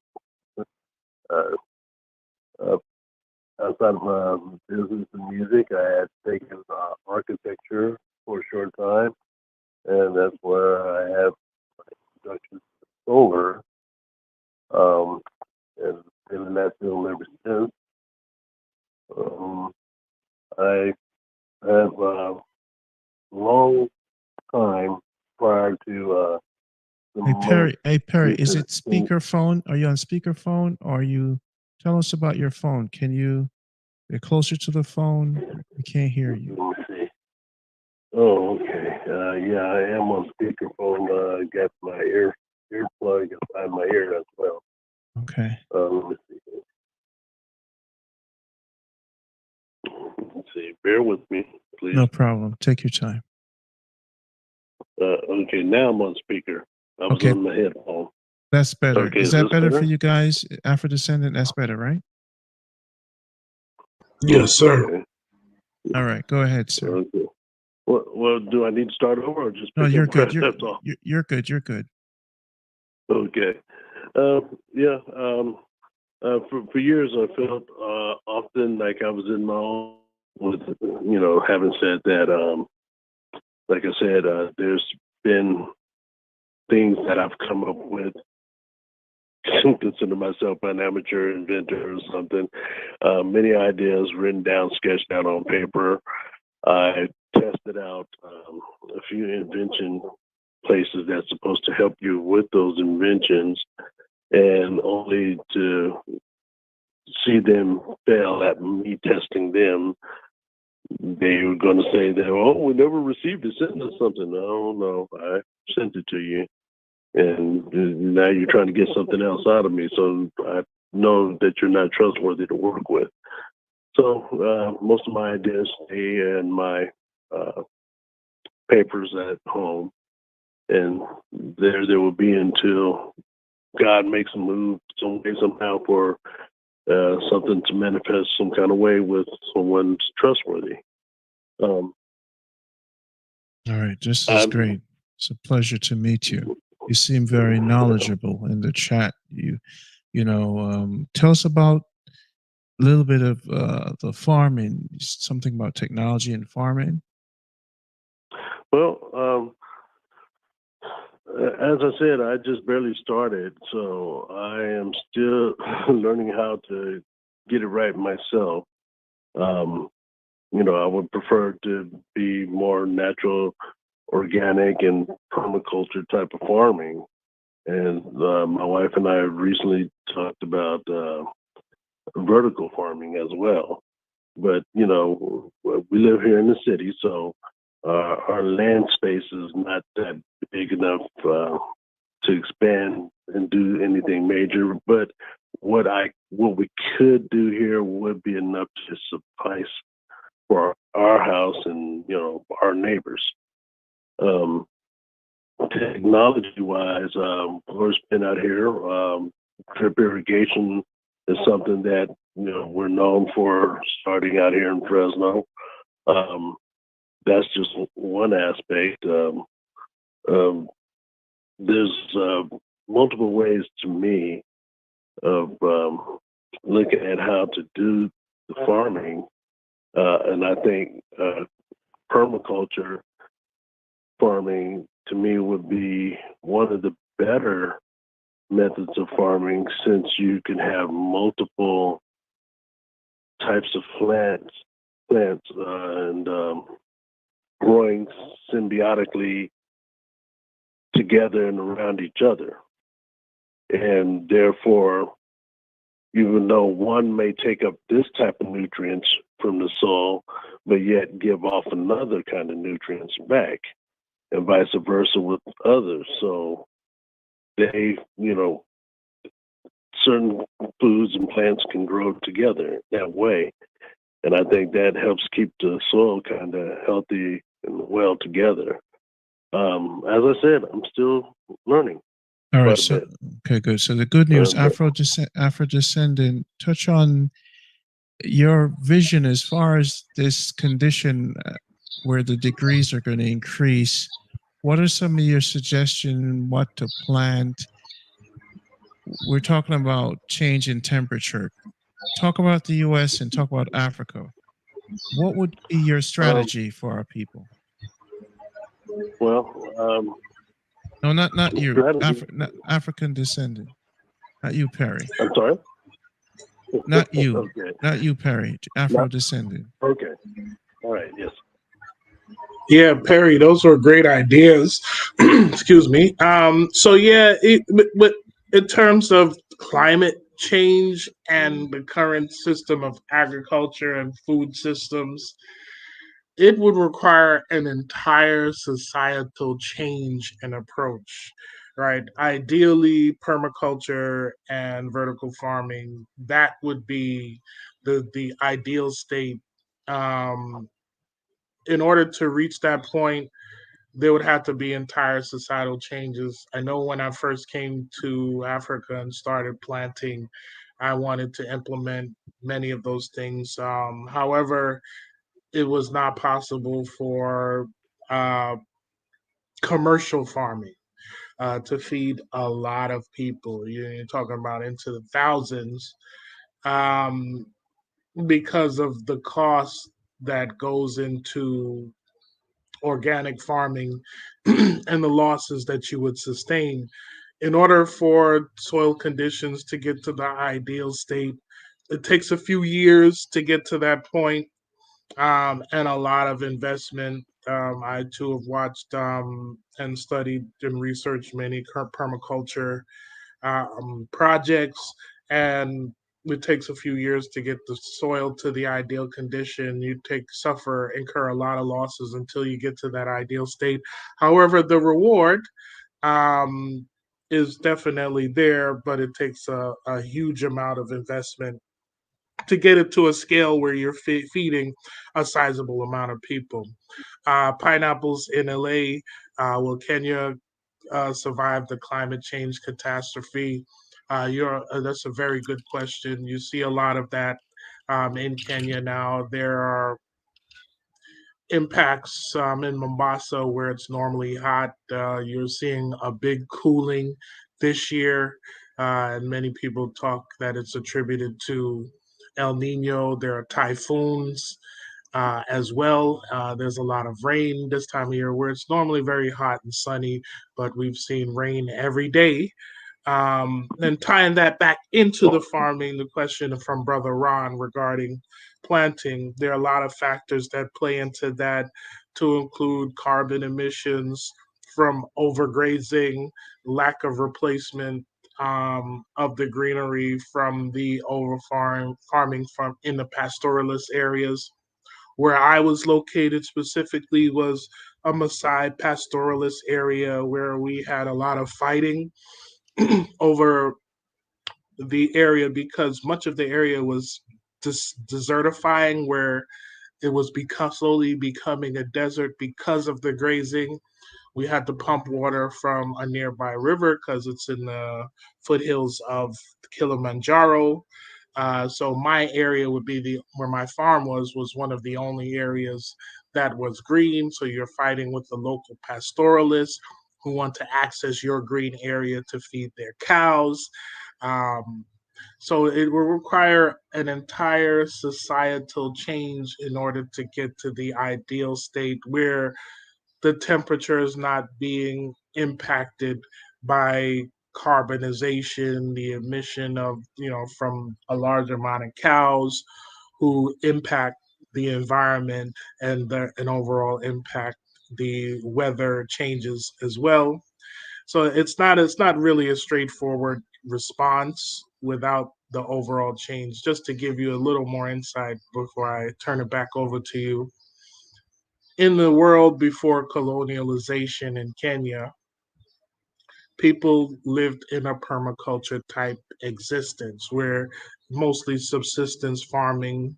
There was no such thing as a supermarket, a store to buy your food.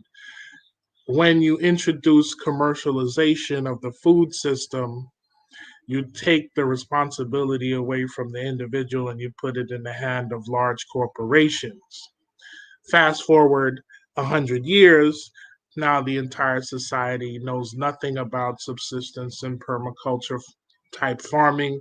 They only know commercial scale farming. And the majority of the population that would be dedicated to farming are now living in cities in service sector positions. So there's not a straightforward answer. We've talked offline about solutions in terms of trees, but even that can't supply the entire food chain to meet the needs of the people. So a revolution on all scales, not armed militias, things of that nature, but absolute political engagement to address these things on all levels has to take place in order for these changes to be implemented. Because right now, at the way that it's been, at least for the last three generations, starting with Gen Z, millennials to Gen X, we know nothing about subsistence farming. We're learning about this from other people at this time. We've wholly grown up, and even our grandparents have grown up in a society where we purchase goods from commercial operations, and maybe in some places our grandparents knew how to grow a few collard greens, a few things in a backyard garden. But really, the science of being able to supply your own needs for an entire year until you get to the next season of the next growing season, no one knows. There are a lot of things that go into that, and um, Brother Perry, I'm sure you came across this in your research. So I had to kind of submit and bend to what the current state of commercial farming is, where I had to use fertilizers, I had to use pesticides, because on a commercial scale, to make it profitable, you just could not implement any holistic type of farming methods, because one, you wouldn't get the return on your investment.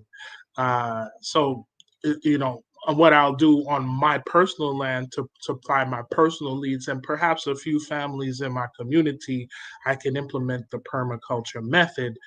And then hopefully that grows as a movement, but that's going to probably take 2 generations to implement.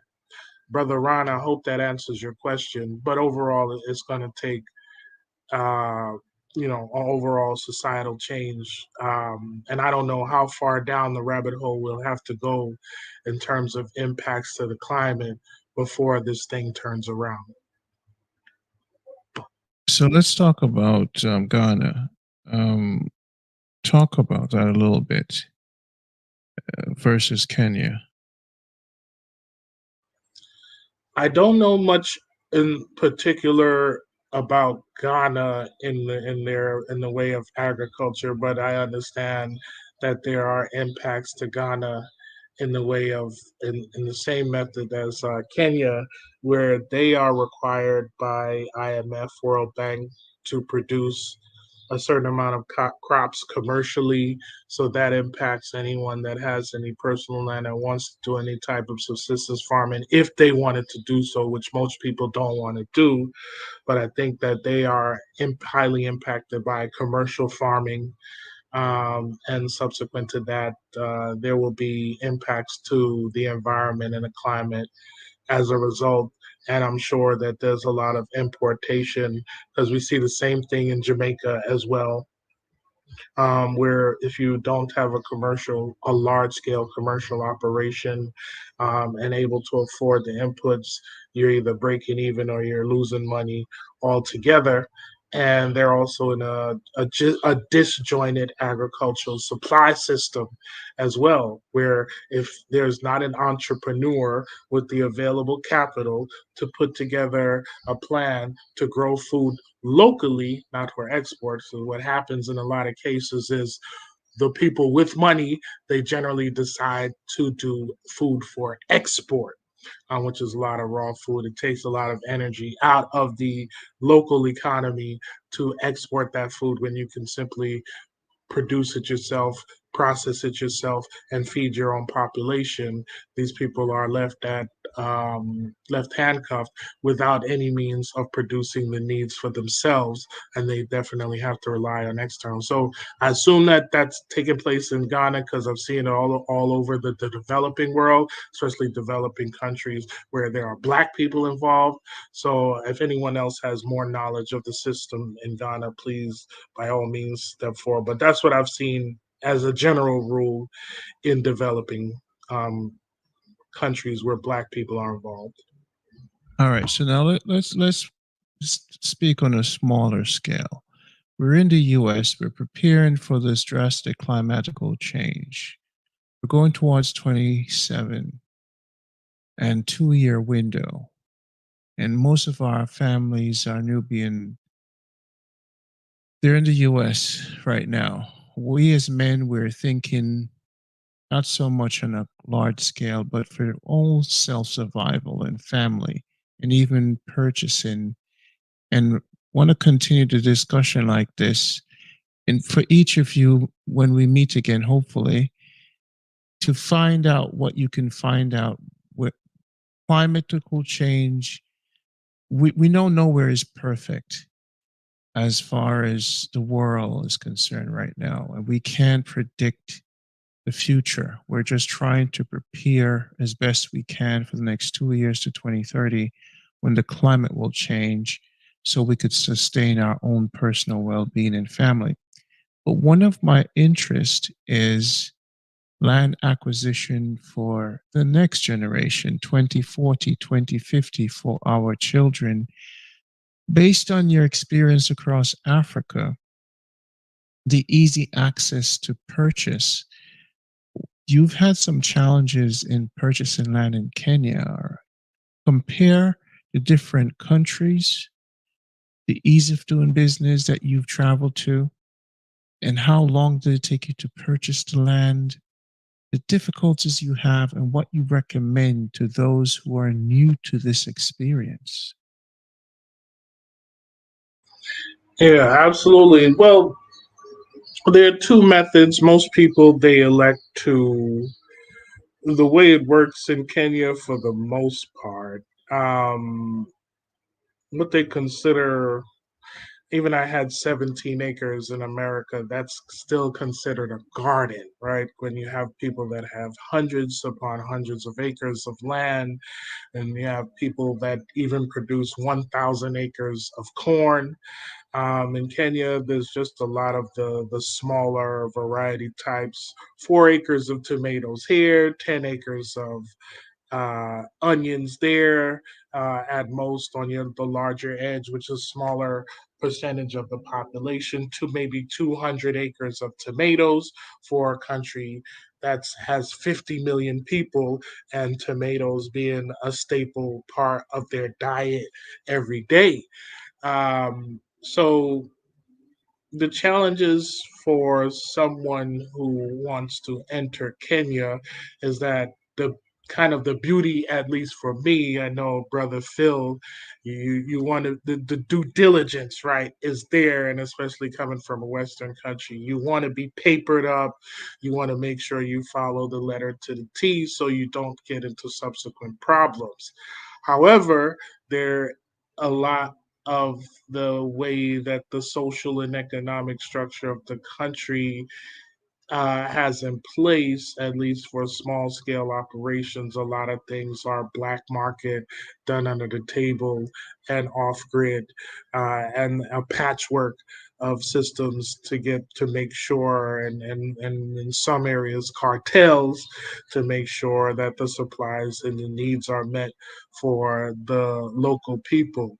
So, most of the time, to answer your question, Brother Ron, is there are leasing systems. So you go to an area where, or maybe your aunt's your personal land, you can lease a system, you can lease a farm from someone. What I did is I leased from in the Maasai area, and the beauty of the Maasai area is that one Maasai family can have about 1,000 acres, which is not the case for a few of the other areas in Kenya. But the Maasai, they own large tracts of land. You can rent large tracts of land from the owner of the land. You do an agreement with the chief. That's totally um, kind of an informal acquisition of leased land. Now, as far as ownership of land, you probably want to have some type of residency permit. And a lot of people here, they complain that it's hard to get to America. And I say the thing is, it's hard to get to America, but America always gives you paperwork to stay for in 9 times out of 10. The thing with Africa is easy to get to Africa, but in a lot of cases, it's hard to stay. You have to stay here 7 years just to get residence, to get permit, and 3 years on average to get residency. And that's in the vast majority of countries. Now, if you want to work within the informal system, it's a little easier to navigate as opposed to going through the government bureaucracy and certain soft payoffs and things of that nature to navigate. You can certainly do things above scale, but you have to have, on average, minimum of about 100 to $250,000 liquid to get papered up. And that's on the minimum level. You're not going to be able to do super large scale of business with that kind of money unless you're in the millions. In other countries, the system is pretty much set up the same. So, first level, you just have to have a permit, a residency permit to live, which would be the equivalent of a green card in the United States. That at least gets you legalized to be able to purchase things such as land or a vehicle and do other activities, probably most likely every other thing except vote and get a passport. But if you want to do things as far as farming, you don't have to own a large portion of land. A lot of people that were doing farming in the area that I was in, they were residents of Nairobi, which is what's 4 hours away from the farm. They lease land in these areas as a side investment in addition to their main income. They did the farming, and all of it was all, even the sale, there was almost little oversight in that area. Um, and that's what I chose to do. Now you may want to do export, which requires, and shout out to Mike Leroy in the chat. I see that Kericho is a big tea producing area of Kenya. where they have large tracts of land. Now, those and the tea land is exported mostly to Europe. So a lot of the tea is harvested, processed in Kenya, and exported. And a lot of those companies are owned by foreign companies. So yeah, shout out to I also have a video on my channel where we traveled through a lot of those areas in Kericho, in Kiambu County. So yeah, those tea plantations, a lot of it's for export. They have private airstrips that actually picks up the tea and exports it directly from the plantations. A lot of them are large employers. But again, those are large tracts of land, hundreds and hundreds of acres. I personally wasn't on that scale, so I had to deal with a little more of the local informal system. And you can operate in that in different areas. I was also in Malawi. Now, Malawi and Zambia are excellent countries because the land, if you want to purchase, is relatively cheap. There's low density population in those areas where, like, Zambia has the lowest populate, like top 5 lowest population density of the country, where you're driving on the highway in Zambia and you see sparsely populated areas. It's just land on top of land just sitting there. And I saw land going as low as $300 an acre. And this was in an area called Chapata in Zambia on the border that shares the border with Malawi.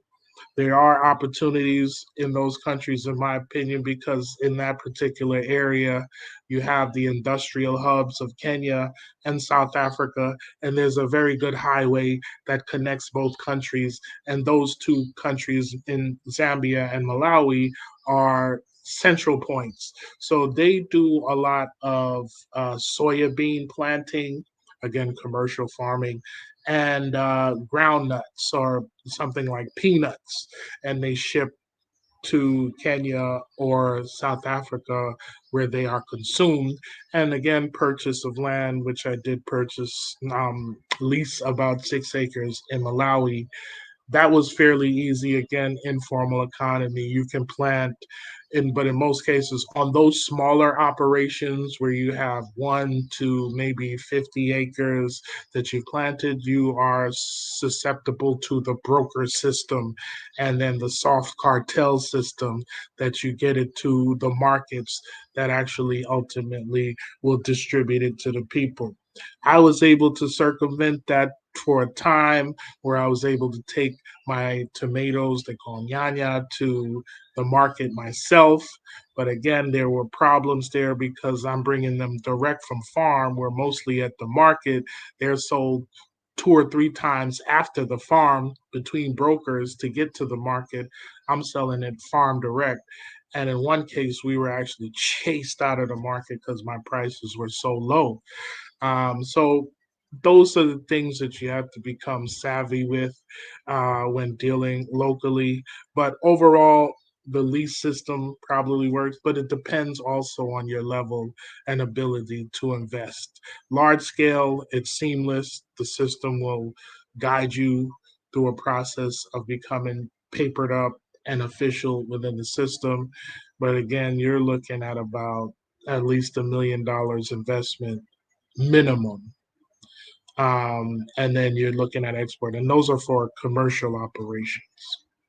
Okay, all right. So the path I would like to help our listeners with and our friends on the panel is this, and this is my recommendation in treading lightly in your adventures to Africa.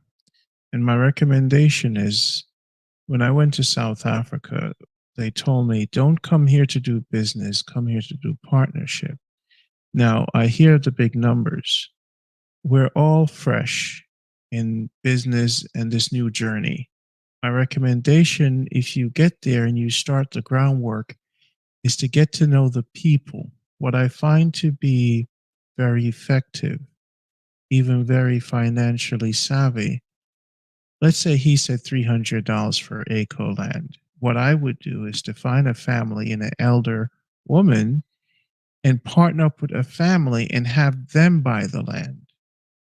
I try to calculate what I'm willing to lose to learn. There's always a loss to learn. And I'm willing to pay that price to learn the culture, learn the people, and learn the business. And that's what I did in Jamaica. You go around, you meet people, and you pay to learn. So, for example, if I were you, let's say Phil, and you travel to Kenya, you meet up with Afro descendant, and then you travel to Mali and you travel to Ghana. I'll link you with someone there.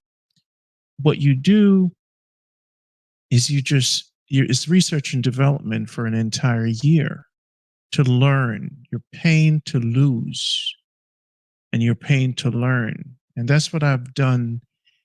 I bet small and I lose small.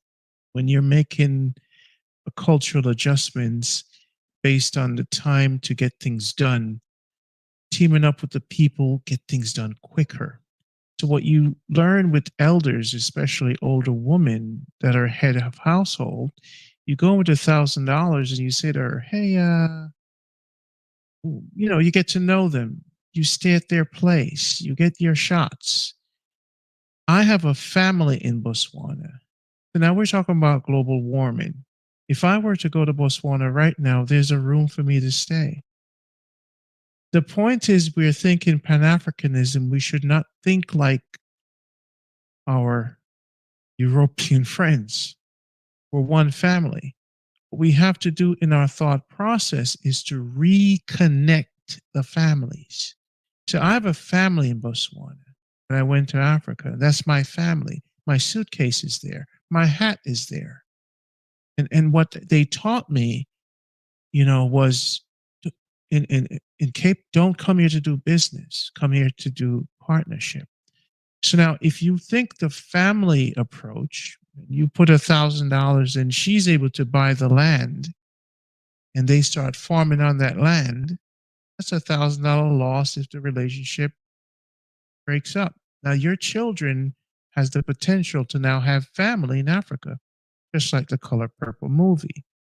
We are infants when it comes to making this transition. And there's a lot to learn when it comes to Africa and this new frontier. Jamaica was a lot to learn for me, living in New York City after 31 years. I had to learn easy way. So I bet small and I lost small. And then I learned who I could work with. That approach eventually will make you win. So I take $1,000, find the elders, buy the land with them, and we farm together just to sustain ourselves. Then you introduce your young children to these people. And that's the picture I've always seen for Africa. Why would I build a house somewhere and I know nothing about the people? Why don't I spend $2,000 and add a room to her house where I'll stay? That way, they'll maintain my room. And when I come back, I'll keep learning the language and the culture. And what they taught me in Botswana was learn the language, not the business. So we have a world here where we have to diversify. So let's say my friend in Ghana, I got $2,000 to build on his room in the country. I got $2,000 to build on her room in Botswana.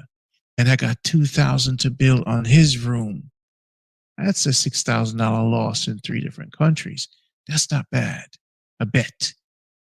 So now I'm traveling between different countries.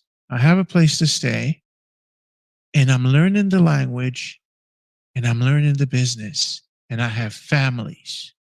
So now if I want to introduce my daughter, I don't have to worry about my brother, and because we're trying to do is to create family and relationships. And when you master the area and learn the language and everything, then you do business. It's a better approach because everything takes time. If you take the Western approach to Jamaica or Africa or anywhere out of the US, it's going to be a lot more challenging. So I had to learn that trust, working on trust and working on partnership, the research and development that it takes to survive in these external worlds. We're fresh out of the water from the United States, and we have to curb our enthusiasm, because this new world, not only climate change, but it's a culture shock. It's malaria, it's yellow fever. We don't want to paint Africa as this is the place to go. And this is why betting small is important, because that will give you the experience that you're going to need to move forward, right? So you have to really, it's a better plan, because in 2018, after my job situation, 8 years in advertising, the spirit said to me, something is coming. I need you to go to the tip of Africa, which is South Africa. And I need you to go to Pennsylvania, and I need you to go to Jamaica. I had to go to 3 places to get my family ready for this global catastrophe. The infrastructure in South Africa, because of the wars, it's one of the best infrastructure in the world as far as light and roads. Okay. And then I met with the Zulus and the chiefs. And they said, where do you want land, Rondi? And I says, I want land beside you. Just give me a hut beside you. The chief said to me, we're waiting on you guys to come, because these guys want to come and buy up everything. So the Zulus are down there. So you see, my African strategy is this. I want to leave my hat in different locations and travel through Africa and learn first before I do anything major. And I would recommend that for each and every one of you gentlemen to take a similar approach, you know, without an urgent approach, right? So now I'm in Jamaica and I've learned a valid lesson in betting small. A $50 bet with someone saved my life. You see, so we're talking about 911 is not going to arrive in 30 minutes. So it's a different world. A world, if the Wild Wild West Caucasian man can come to California and take it over, us as brothers and sisters, we can do this. But how do we do it? How do we plan? And how patient we are? Are we doing it for ourselves? Or are we doing it for our children? Because if we're doing it for long term, we have to do this strategically, where not only we learn the language, but we learn the culture, the math, and the movement of commerce. It's very slow, and the lack of paperwork. So if I'm to go to Botswana, I'm not going to buy land. Mama, I call her mama. Mama, I got $5,000. I let her buy it. I put it in her name. I put it in her daughter's name, Kylo. What they teach us in Africa, the land is for the next to be born. So we must not think so much capital when we think Africa. Think family. Because in that way, one, you don't have to maintain, and your assets will be looked after. So when Gavi said to us, hey, let's go to Africa. When I went, I did for research and development purposes to learn how to go, how to make the transition from the United States. I had to slow my mind down. I had to be patient, right? So my brothers and sisters, as this world is changing and is possible to make these changes, I respect the numbers and the enterprise.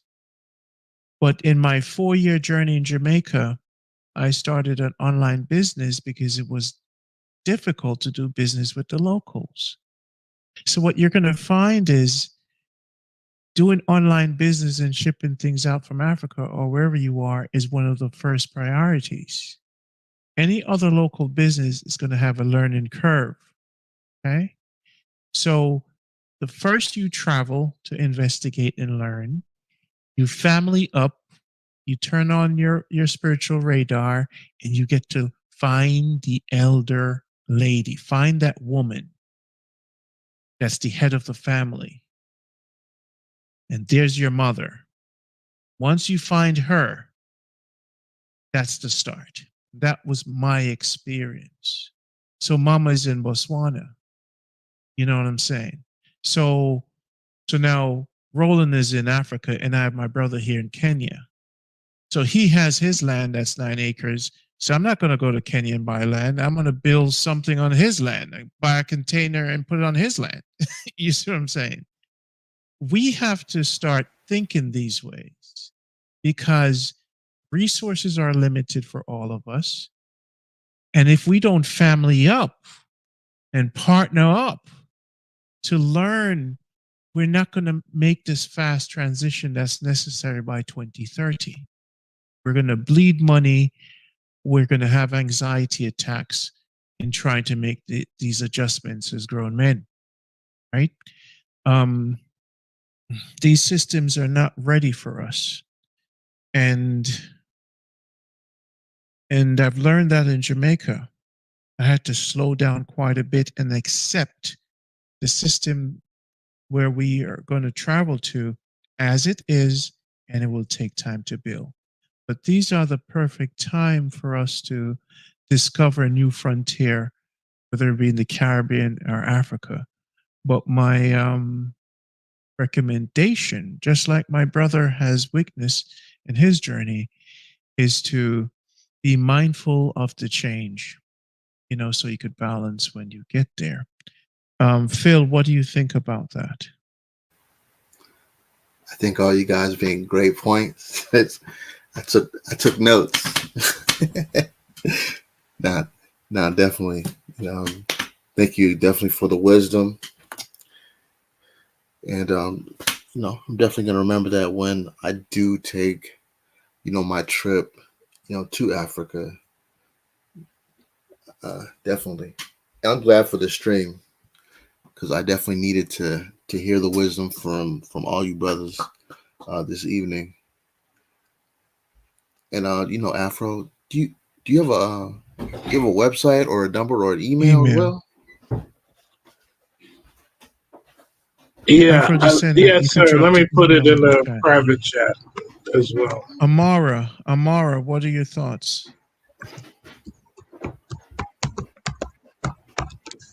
Okay, he's not there yet. Perry, what are your thoughts? There's Amara. I agree with you, brother. I totally agree that it has to be like not going just doing business, in terms of Western ideas, or just going there and carrying money. I feel like you made a great point, and I'm thankful for your experience, sharing the experiences, and yeah. Respect. Perry, Yes, you're still there? What are your thoughts? I'm sorry, you're talking to me? Yes, sir. What are your thoughts? Oh, okay. Just a second because I turned the phone down. I definitely enjoyed this conversation with you all. It's very enlightening, and to the brother who's there that travels, my hat is off to you. I often long to get to the mother continent, but as far as I made it out of California is Las Vegas. So Lord help me. I think with the future of all of this, I agree with a lot of what he's saying. I think the change is going to have to come from the bottom up, as most changes do, revolutionary style, nonviolent, or however.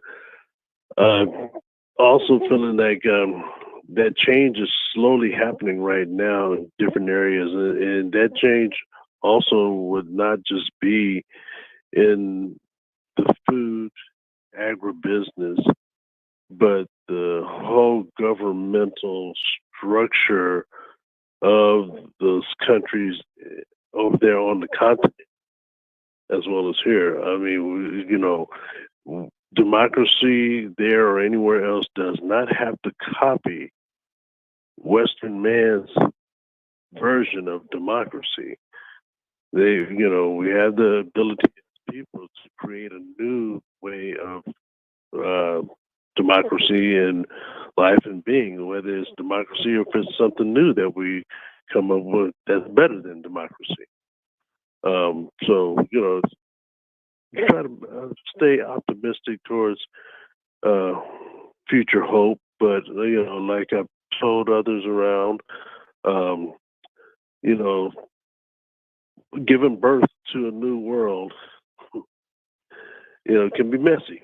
We know, like as a woman gives birth of a child, it can be messy. But after you clean up the mess, it's a beautiful baby. And so I think that's where we're going with the world right now. Yes. It's a pleasure. These kind of discussions, I'm not sure they have these kind of discussions online, a mature discussion, and I'm so happy for you guys because, we see a lot of shows online and, you start to ask yourself, what is the next step for us as a people? Can we have planning? Can we make a move? Can we, as brothers, strategize for our family and next steps? We have to get over this social media. Everyone has a show for what's the purpose of the show. So this for me was worth every bit of my time just to meet your credible people. And Afro Descendant, we really appreciate you guys. His email is there for the public. I want everybody to see it. He's your connection to Africa. It's ALI, Afro Descendant, ALI at afrodescendant.org. We're bringing Muslims, Christians, we're bringing everybody together. That was John Henry Clark's goal. Doesn't matter what you believe in, we got to make the move together. And Phil, I hope it works out.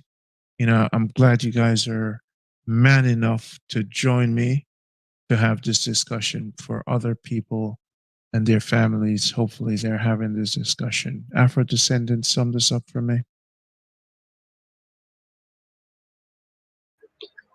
So I want to bring one sobering thought. I love it. It's great conversation. And there's no shortage of these types of conversations that happen all over the place, in person, online. This is going to be hard work, and it's going to take a lot of collaboration on a meaningful level beyond conversation. Um,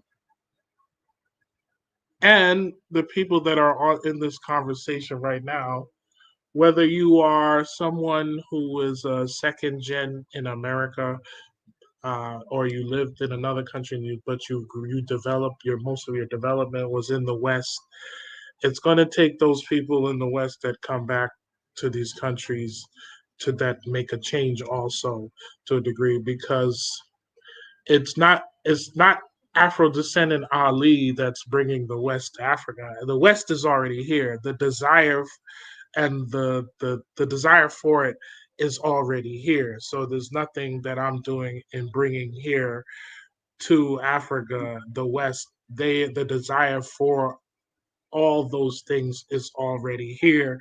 And that was put in motion 30 years ago, following the end of the Cold War.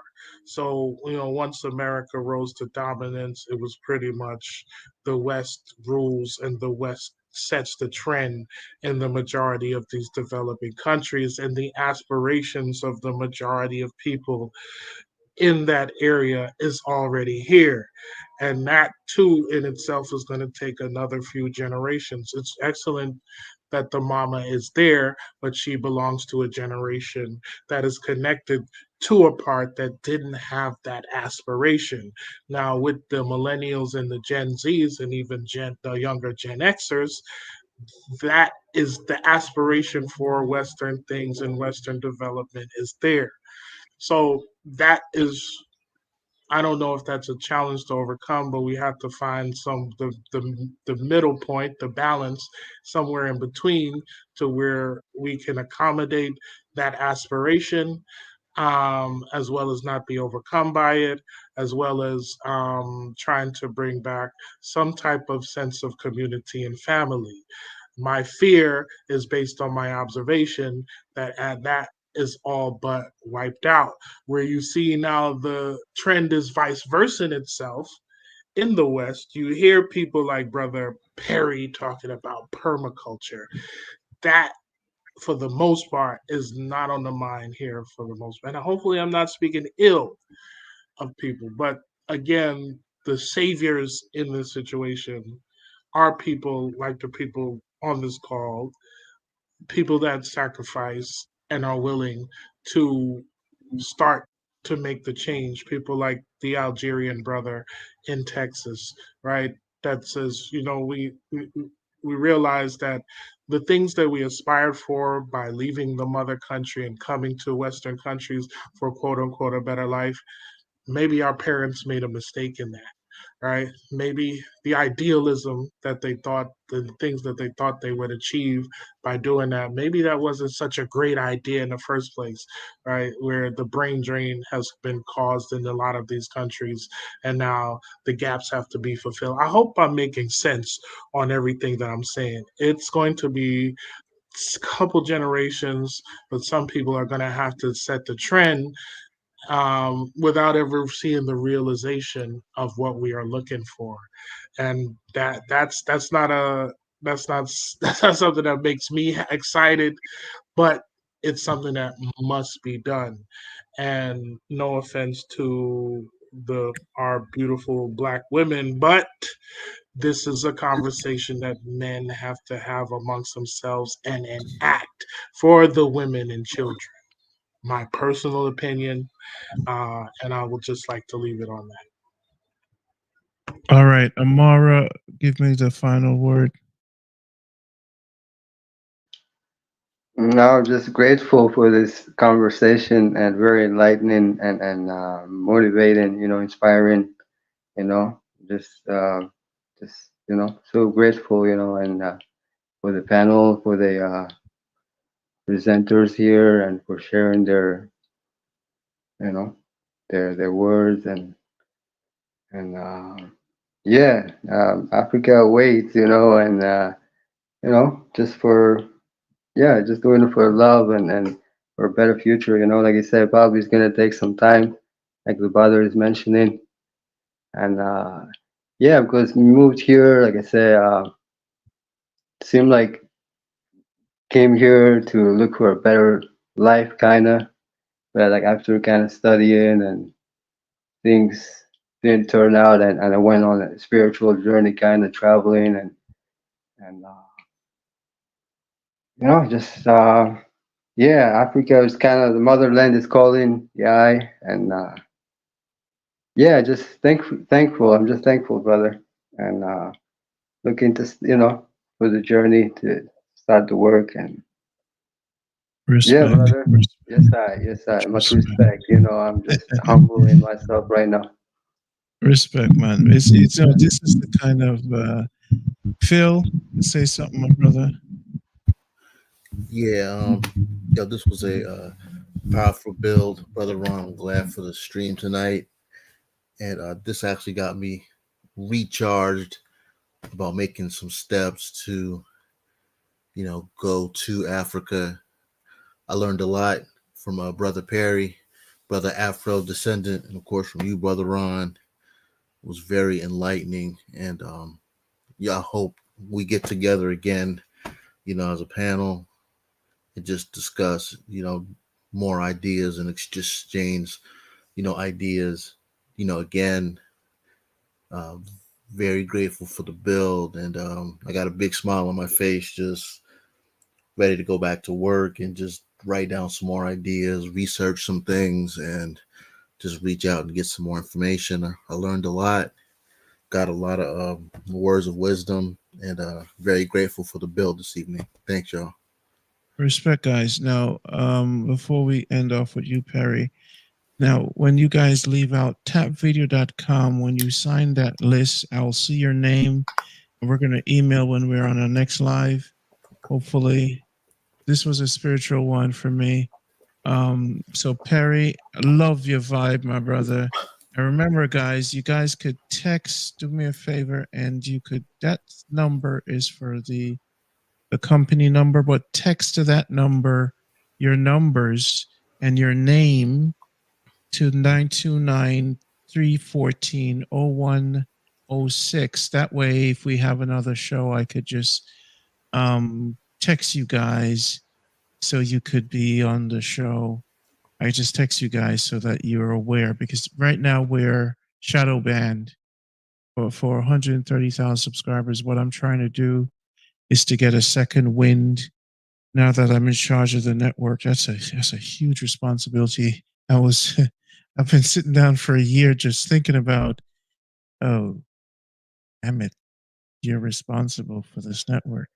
In a way, you're not taking over from Clemson Brown, but when you work with the Giants and then you have to walk in their footsteps, tonight the climatical conditions, spiritually, the tipping points for climate change, that in itself, made me rise to the occasion to bring this thing together, and with the professionalism in each and every one of you, and not agree to disagree, because we're not in the time period in life to disagree about anything based on what we're seeing, the forecasts of the planet and the condition of our society and the psychology and the breakdown in psychology in America, that we have to build a new psychology. We have to move forward as a people,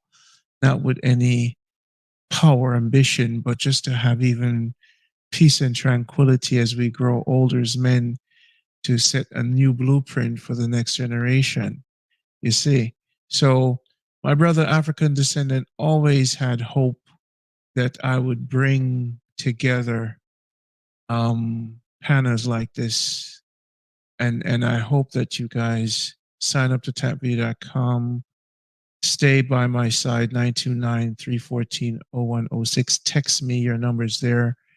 So once I build a new website and build a new app, we could have a larger panel, a larger discussion, and hopefully a year from now, we'll see physical progress of Marcus Garvey's vision.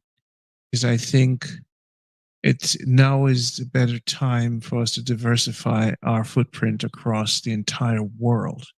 Now is the best time to do that. So Perry, my brother, I love the fact that especially you was on the call, because I was very impressed with your knowledge base in the chat. I said, my brother. So Perry, I want you to know, you're like a very special elder among us. So always stay with us, my brother. So go ahead and summarize it for me, my brother Perry. Thank you, my brother. I'm laughing because the whole idea that, Lord, man, I'm an elder now. I'm 61. I feel like Hold on, I'm 51. 61. Yes. But but that's a blessing in itself. Each day is a gift, and by the grace. This has been highly enjoyable. It was highly unexpected. I just come across it by accident. I would consider myself too a student of life, and always continuously still trying to learn. And even in my senior year or whatever that I am, I still learn from young people around me all the time, and I look forward to that. And with that in mind, maybe we all learn and grow together. And what we learn, we pass on not only to our children but to our grandchildren, and that's kind of what I try to do with all that are around me and the young people that work underneath me. Is to turn the lights on upstairs and bring them to awareness. And once they become aware, they start questioning what can they do. And I give my best solutions, and sometimes I think, well, why don't you look, find out, and come back and share with us what you can do. Because hey, not one person has all the answers. It's by working together that we learn and grow, and hopefully get something positive done constructively. And so I thank every one of you for your professionalism and your knowledge and your experience and wisdom that you all have shared. And look forward to seeing and learning more of it. Respect. Now, tapvideo93@gmail. When you guys leave out, check the chat. The call to action is to first sign up to Tap Video. There's a form on tapvideo.com. The next call to action, just text me at 929-314-0106 for the panel. The next call to action, if you find any news, any things to discuss, I'm not the producer. We can be the producers because, again, it's not my show, it's our show, and we can bring information to our people that's meaningful for the progress forward, right? So peace and love to everyone, and thank you for coming out tonight. So you have 3 call to action. Sign to tapvideo.com, text me, so I have your number, and email me if you have anything or anyone out there that wants to be on the panel. You could do just that. So the next step for me, we're going to build a new website. We're going to build an app. We're going to turn on the donation. We're going to make the t-shirts. We're going to buy the business cards for TransAtlantic. We're going to try to include a lot more people like us on the network and have productive conversation, on all different levels, and keep tracking this climate issue along with any other issues that you guys deem necessary. And just before I go now, afrodescendant.org, he is for reparations. So resources towards afrodescendant.org is very important because he's heading up the reparations committee, and we're going to discuss that another time and invite him to talk about that and the progress report on that. And if you guys have any other organization, just bring ideas to the panel. I'm working on a lot in the back end to keep this network running until I could get volunteers to assist. All right. So peace, respect, may I say, to each and every one of you great, powerful Nubian brothers and sisters out there. All right. Yes, indeed. Right. Thank you, brother. Respect, my brothers. So, brothers and sisters, this is BrotherRonn for TransAtlantic Production. This is the first show of many, hopefully, to come.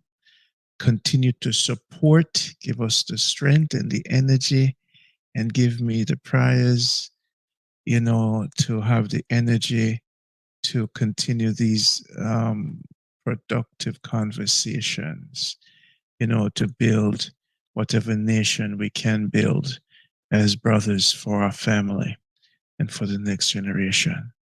All right? So respect and love to each and every one of you.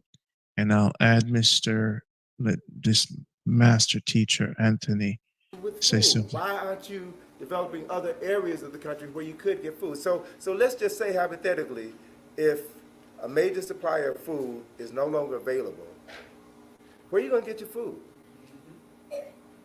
How many of you all know how to grow food? How many of you all have space to grow food? How many of you all can survive on, what, a meal every 2 days? If gasoline is no longer available, how many of you all can walk 10 miles to get to food? I mean, these are things that we need to start thinking about. What are you doing now to prepare yourself for the bad times? And if the bad times never come, then at least you're in good physical shape. You know, and that's a good thing. But it's about being prepared. It's about being prepared. And the idea of being prepared frightens a lot of people. But you have to get over your fear. You have to get over your fear. And you conquer your fear through knowledge. You conquer your fear through preparation. Right? And as Dick Gregory says, fear is the absence of God. Sister, you had a question? About what you're listening to. Think about what you're putting into your body, what you're putting into your mind. Because whatever comes into your body stays with you. You are, you know the expression, you are what you eat? Well, you are what you see. You are what you listen to. You are what you think. You are who you associate with. All of these things affect you on a cellular level. They change your DNA.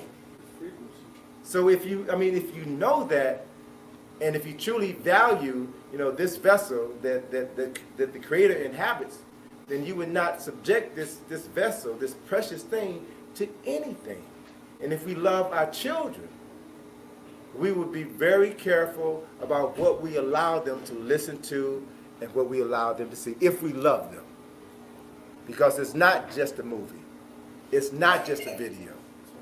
Because no other people allow their children to ingest that poison to the extent to which we do. It remains to be seen. There are many options on the table. If you consider this, right now, Japanese, the Chinese, the Asians, and of course the Europeans are dug deep into Africa. Japanese and Chinese are everywhere. They're building roads, they're building dams, they're building farms. They're there helping lift these African men, women, and children out of poverty. They see them helping them. They don't see us there. So if I was in dire straits and I saw someone who was not of my community coming to help me and they were making my life better, then I would go with them simply because they're making my life better. I may not know what plans they have for me down the road, but at the moment, this is my best option to make a life for myself and my family. I'm going to go with that. We have better knowledge of how these nefarious organizations work. We have more knowledge about that than they do. So why aren't we more involved in helping them determine their destiny? Some of the brightest youth I've ever seen are in Africa. Some of the brightest youth I've ever seen. Young folk who want to learn, who want to go to school. They're hungry, they're thirsty. And as I saw in Senegal, I saw young folk in their 20s who were involved in the government, who were taking leadership roles, who exhibited responsibility that I don't see in most folk my age. And I was so pleased to see a government that entrusted these young people with a place in the government and prepared them so that they can rule and be conscious folk. And they want us. They want the information that we have. So what we have to begin to do is to get more of our people willing to travel to Africa and willing to help out, bring whatever skills we have. But we have to be aware of the fact that we're going to go up against multinational organizations that are in there and dug in deep. So what can we bring to the table? I mean, just think in terms of sympathy. I know some folk, I know that there's a husband and wife physician team in D.C. They've been traveling to Africa for over 20 years, providing medical care. There are some engineers that I know who travel to Africa and who build wells. So they're affecting a small local community and making a difference. Everybody here can do something. And the reality is, if you can't do something in Africa, you can do something in your own community. What sense does it make to talk about doing something in Africa if you ain't doing nothing at home? Start home. build a base, try to help some young people negotiate high school, encourage them to be engineers and doctors and lawyers and develop other skills that they then can take elsewhere. One of the positive things that I've seen over the years are colleagues of mine who graduated from Howard University. Matter of fact, a friend of mine who was an architect graduated from Howard and went to Nigeria. And he was able to work on projects in Nigeria that he could not have worked on in the United States. I know engineers who left DC and went to South Africa.